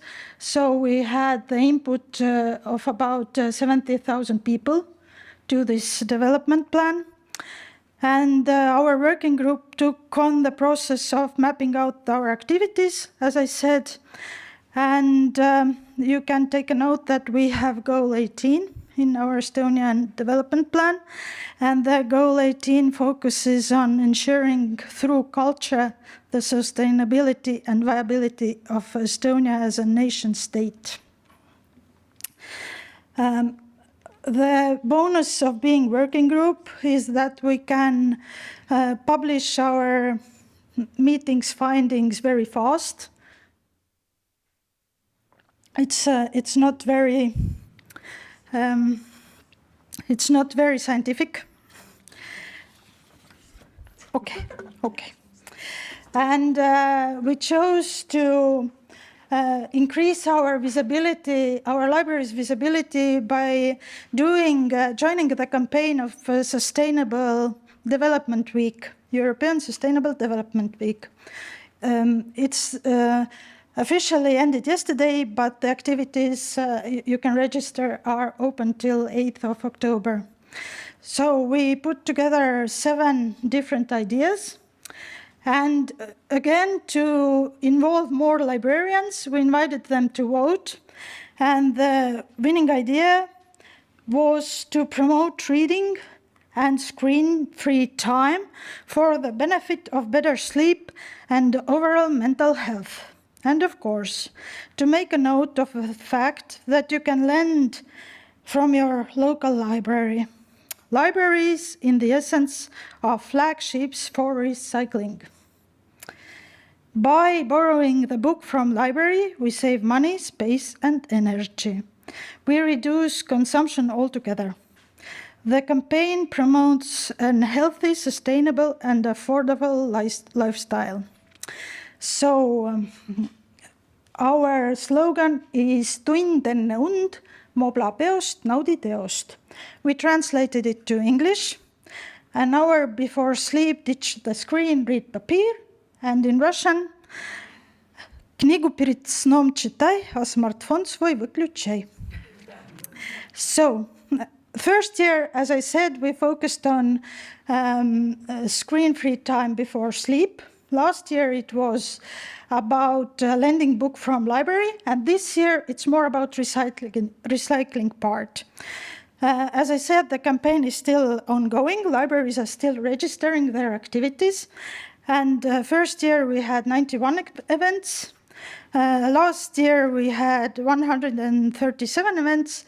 And as of this morning, I know about 130 free events. And since this year's theme is recycling, we have more workshops, events, and you can see in here, like first year's exhibition about sleep. There is a secret sleeper in this exhibition. And this year in Viljandi City Library, where I work, we went out to our repair festival that took on in our city, and we made language repair workshop. So you can repair language also. Libraries are there to help people, so it's only natural that in full blast of pandemic in Estonia, public libraries, they're the only ones constantly working. For example, my home library continued lending and information services uninterruptedly using contact-free solutions. We purchased, with the help of state and local government, outdoor battery-powered parcel lockers, and in smaller places they used windows to lend books. We had all our children's events. They were online, of course. Nothing stopped for us. We were constantly working. And in this year of libraries, we had a few big nationwide activities, like a program for schooling dialogue facilitators was created in cooperation between Estonian Librarians Association and Estonian Cooperation Assembly. The cooperation between kindergartens and schools are so natural for libraries and museums, so we don't have to talk about it. But more and more we have this work with disabled people who now live not in closed institutions, but within us. So thankfully, we can use a lot of methods used with kids. So it's a very good way to work. And of course, we all know what happened last year. So first thing our library association did was to promote the idea of that library exists, that libraries bring out the books that talk about Ukraine, that Ukraine exists. Sorry, I said it wrong. And of course about the resources that tell true stories. We brought this out. We had charity sales. We collected tools for kids to study, all of that, and more we are doing language cafes. So we see the potential and willingness of Estonian libraries to be more proactive and thereby highlight our role in supporting the daily activities of our community members. As I said in the beginning, the problem is not how little or much we do. The problem is, do we ourselves are able to see the part in it? Thank you. Thank you. Maybe all participants don't know, but there's ongoing rivalry between Estonia and Latvia, and Latvians are always a bit pity, lagging a little bit behind. And now I heard that we are behind with SDG 18. Yeah. Okay. But I think you demonstrated very good experience in localization. How you can take these beautiful big documents with, buzzwords, and then how you localize it in really practical activities. But did you face any situations that, for example, you encouraged people to do something, but there was not infrastructure, for example, for that? And not for waste sorting also. People say, okay, you say go sort waste, but where do we do that? Did you experience also such bottlenecks in your external environment? Yes, as I said, we had this information gathering last year and we asked that question. And many even bigger town libraries answered that the city council decides who takes care of the trash in their facility, and sometimes it's not made possible to sort the trash. But there were also examples how some small branch libraries collected paper and when they had to drive some books to other library, they stopped in the way in some place to throw this away. So there are always possibilities to find solutions. You just have to be open-minded. And cooperate, right? Yes. Okay, thank you, Veronica, very much. Thank you. Now I would like also to invite Mara from Libraries Association to take a seat, as we will have a little bit of discussion. And you, Mara, you have been also listening like Zan, right, for others to present. And what are your thoughts and maybe some remarks that you want to add on the role of libraries in peace, in media literacy, and this kind of very important work? I think that libraries and also museums can do, I guess not maybe everything, but we can do a lot. And the main reason, it depends of ourselves. Are we quite brave enough? Are we quite open-minded to active? Because if we will sit and wait, if someone will do instead of us, nothing will happen. We have to do it by our own. So yeah, it's activity, open-minded, job with yourself, your professional development is always on the table.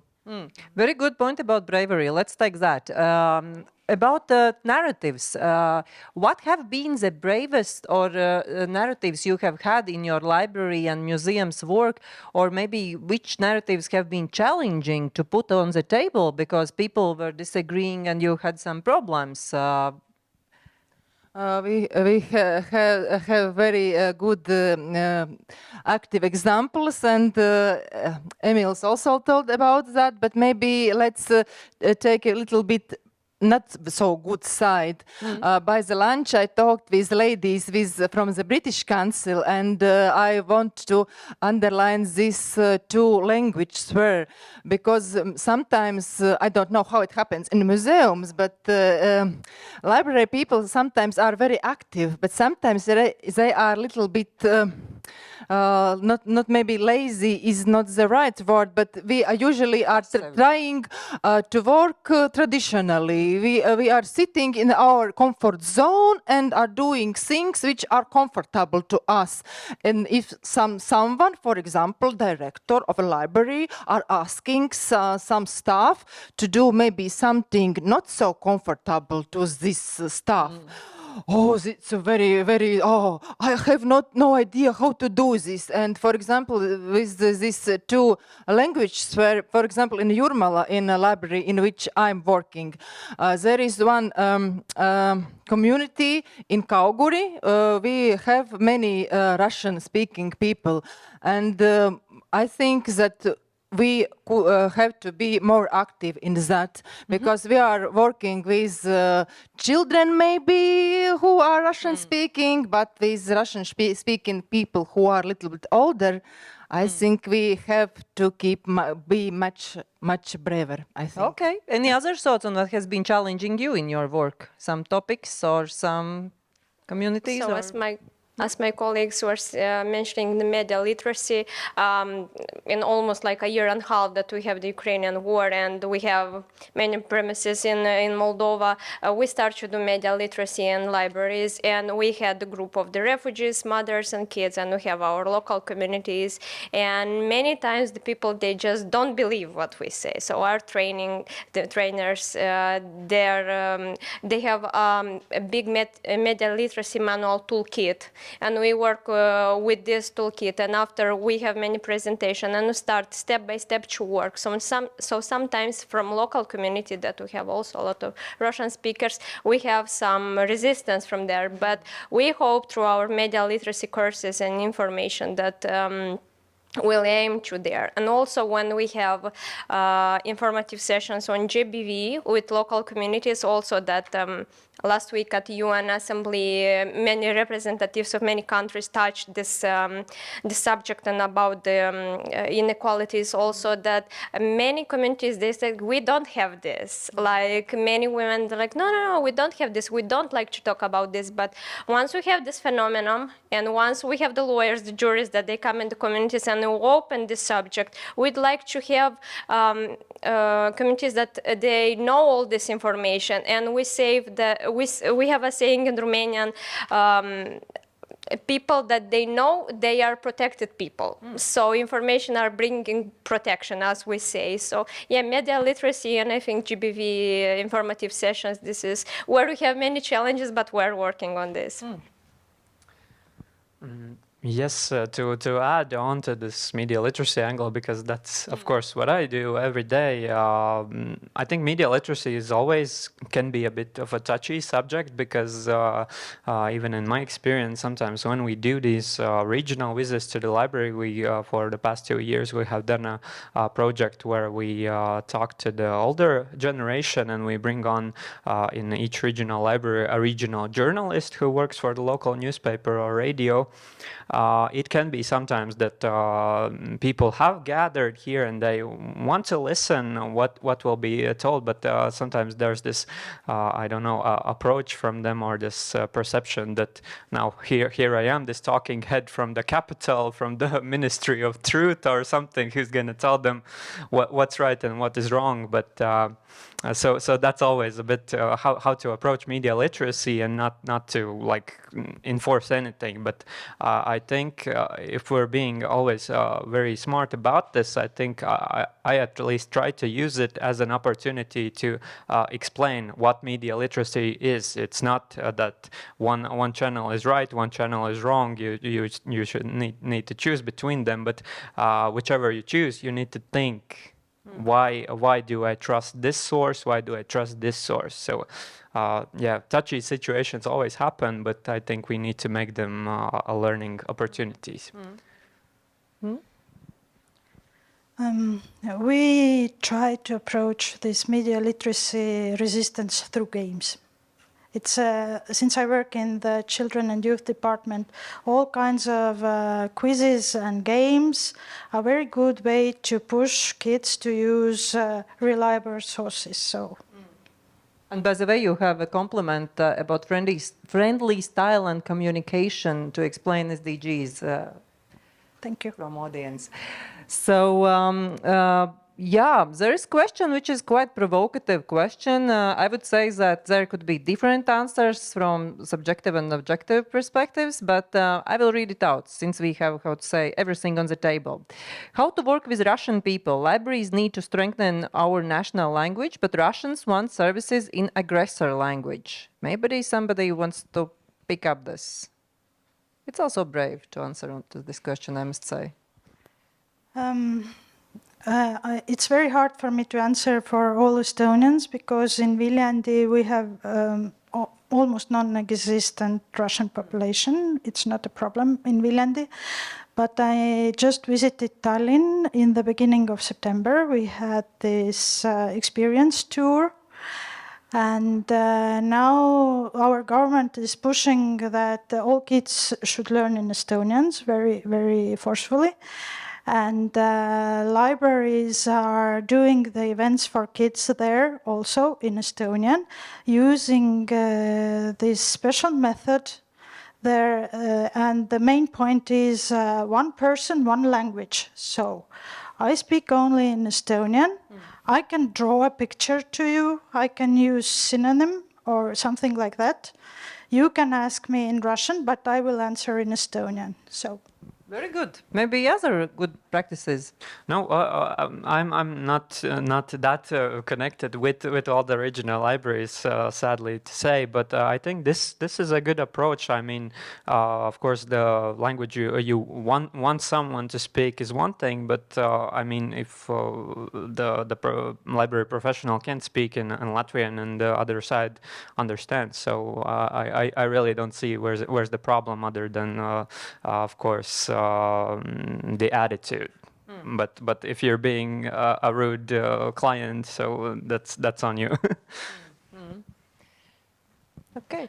Yeah. So I can say about maybe Republic of Moldova perspective. So first of all, we're very blessed to have a Madam President that she's very pro-European, and we have another vision in our communities at the moment. So in my 2 projects, we provide Russian books in the libraries, but also we brought a lot of books in English. So the kids were very interested, and we have many, for example, books that they are bilingual, so they can see maybe Ukrainian English, they can see Russian English also.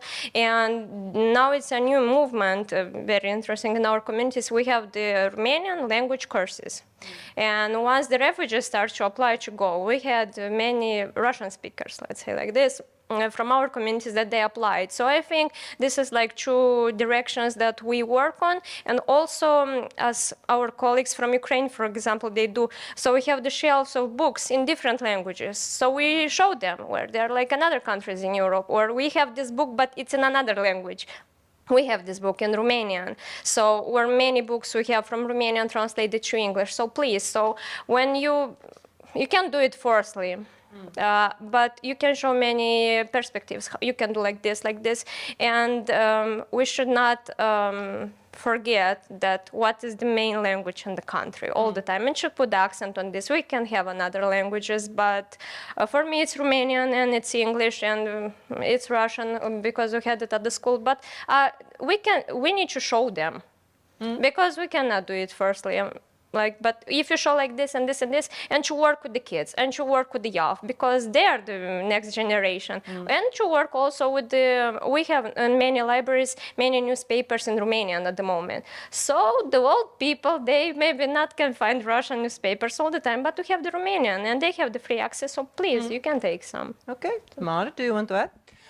Maybe yes. Of course, it's not a very easy question, and always is very good to give great advices and to do nothing. But I think any method is good if you try to realize it. Maybe it's some kind of language club for Russian-speaking people to learn more Latvian language to speak. Maybe it's some kind of, I don't know, my idea is some, when the method when you can borrow a people in a library. For example, you can borrow aggressive Russian-speaking people and talk to them. Yeah, maybe I don't know how it will be the end, but maybe if you can put on the table one side and another one, I don't know what will happen, but let's try and see what happens. And it's doesn't matter which method do you choose. Let's stand up and try. Yeah. Feels that libraries and museums need not only media literacy trainings, but peace education trainings, right? It is about sitting at one table. So Olga brought up a very interesting question. If we again go back to the resilience and maybe libraries and museums in crisis situation, and you mentioned trust. Trust is very important topic, and how do you think how libraries and museums could increase trust in their institution, so in these very difficult times people could trust more in what you do? So I think, first of all, we need to break the old stereotypes, the old communities that we had, because, oh, library, it's, as many people are saying now, oh, it's old building and smelling like old books. It's not like this all the time. We have, I think, 5 big projects in Republic of Moldova. They restaurated, they did renovation in many libraries, and it's a new building, and it has like a lot of new books, and once each is I can say a safe space for everyone. Once it have a lot of equipment, you know, you can trust the librarian because she knows many things. She can answer the questions. She can provide information. You have the books, and you have maybe I don't know, a big hall where you can stay, when you can spend some time, when you can ask for some information. This increases the trust, and also when you have, for example, you have colleagues and other specialists, psychologists, jurists, lawyers, when they come and they assist the local community or the refugee communities, also they know there is a room for one can come another specialist, and our librarians receive daily many questions, for example, and if they don't know something, they can ask us, the association. So I think as the people already know that they break the old stereotypes, that the library is a community support, as I was saying before, and in the library you can find everything, and we have your person that can help you. So they trust the librarians, I think. Ask your library, ask your museum. Yeah, Veronica, you want to, yeah. In Estonia, we have this e-government services. So then these COVID passports were mandatory. A lot of people turned naturally to libraries. It was so spontaneous. They didn't go to local government secretary, they came to us. And I see it that the libraries for our people are like mediators. If we don't know, we know who to turn to, and we are trusted in that way. We are friendly, we are open. We don't have this official, very strict image, and it's very easy to approach us. So I think that we should push the idea of mediators, mediator between information, science, and so on. Yes, and I think I can bridge my two colleagues' answers because those were mine as well. First of all, which me and my department, the Library Development Center, we are also working with that all the time. Break the stereotypes. So like as Olga here said that Ludoteca, yeah, everyone said, oh, you have a playroom, right? But it's so much more. And even this summer we had an intern here for media literacy, and like her classmates were asking, oh, you're dusting books all day. No, she was helping with projects and all that. So just break these stereotypes. Talk about what you do. Be proud of your profession. If you're a librarian, if you're a museum worker, if you're a teacher, whatever, be proud of your work and talk about it. And also, yes, open up to all different kinds of audiences. Like here in Latvia, we also have libraries in many municipalities who are now officially not only libraries, but client centers for the municipality, where you can pay your bills, where you can sign documents and all that. And not only that, just create these safe spaces, create events, participate in events in Media Literacy Week, which is upcoming, by the way, in Museum Night. So just open up, and I think people will come. I think really great vision, right, for the future. And the Bible, you wrote the word vision, right, when you were... So now it's up to you to... Yes, some last remark. I would like to remind the keyword of our panel. It's resilience. And I think the resilience, it's about us, about people, because I think that librarians and museum specialists are very powerful people, because... if you would ask what is the resilience? Resilience is about us, about ourselves, how strong we are, how brave we are, and about our people for which we are working, how open they are, and how ready we are to invite them in our world. So yeah, keep line with the resilience. But the last word still will be for bye-bye. So bye-bye. You need to close the conference. Maybe you can take that. Yeah. No, is that one? No, I'm just inspired by this last panel on Emils, who said that let's break out stereotypes. So that's a thing what I'm going to do. So breaking out stereotypes about conclusion speech. So I did my...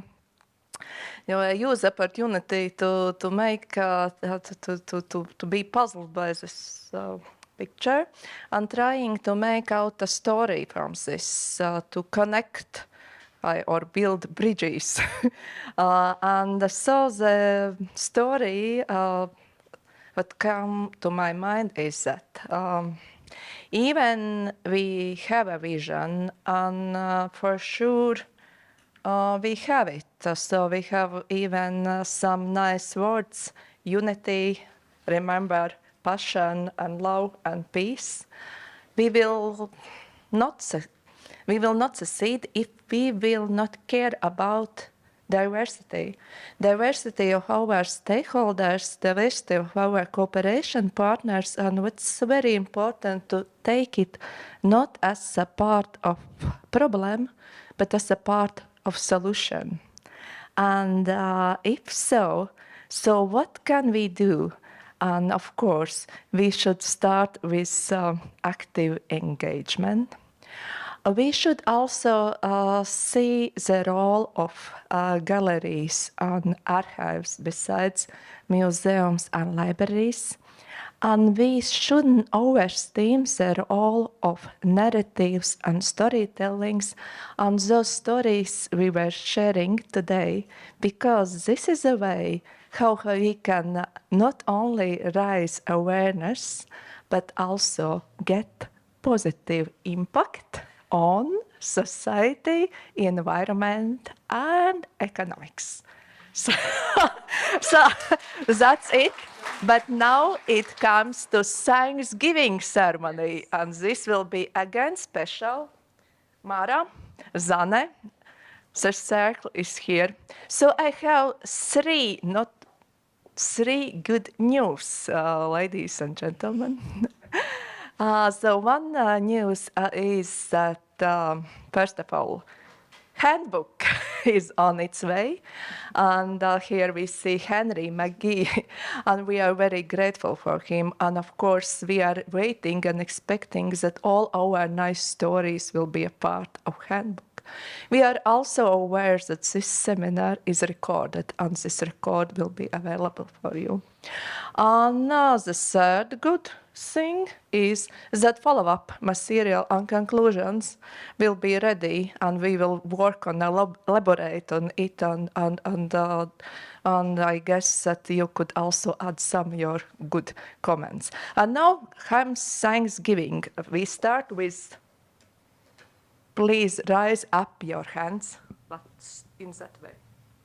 Yeah, put your right hand on here, and I'm putting microphone and that one and sensei. Thank you. So that's thanks for everyone, for our beautiful keynote experts, for all contributors to that event. But there are special people we would like to say thank you. And first comes host of the event, Art Museum. Here we are. But Elena, could you be so kind? So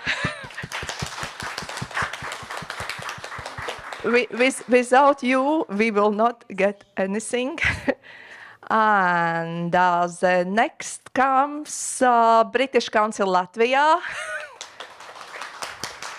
Christine, Annette, Zane, thanks to you.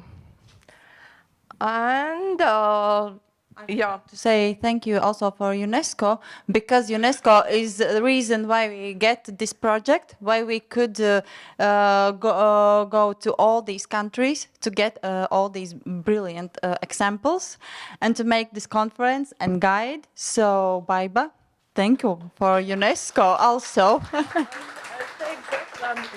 With pleasure, and also thanks to my colleagues in Estonia, Lithuania, Moldova, Georgia, and elsewhere for supporting us.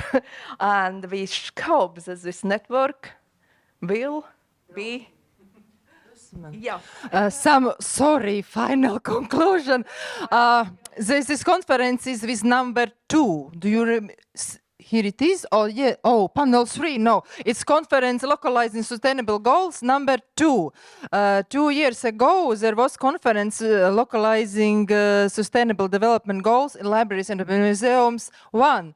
And if you remember, I don't know, but on that conference, I mentioned that it would be good that we could organize SDGs festival. Yep. Do you remember that? Yep. It already happens. It's all Today we are celebrating SDGs. Today is the SDGs festival, and let's see in the conference or SDGs festival number 3. Baiba, how do you think? I guess that everything is under our shoulders and in our power. And thanks everyone, and thanks Inese for being so great moderator. Thank you, audience, and have a nice afternoon and good inspiration for new work, new activities, new projects. Good luck.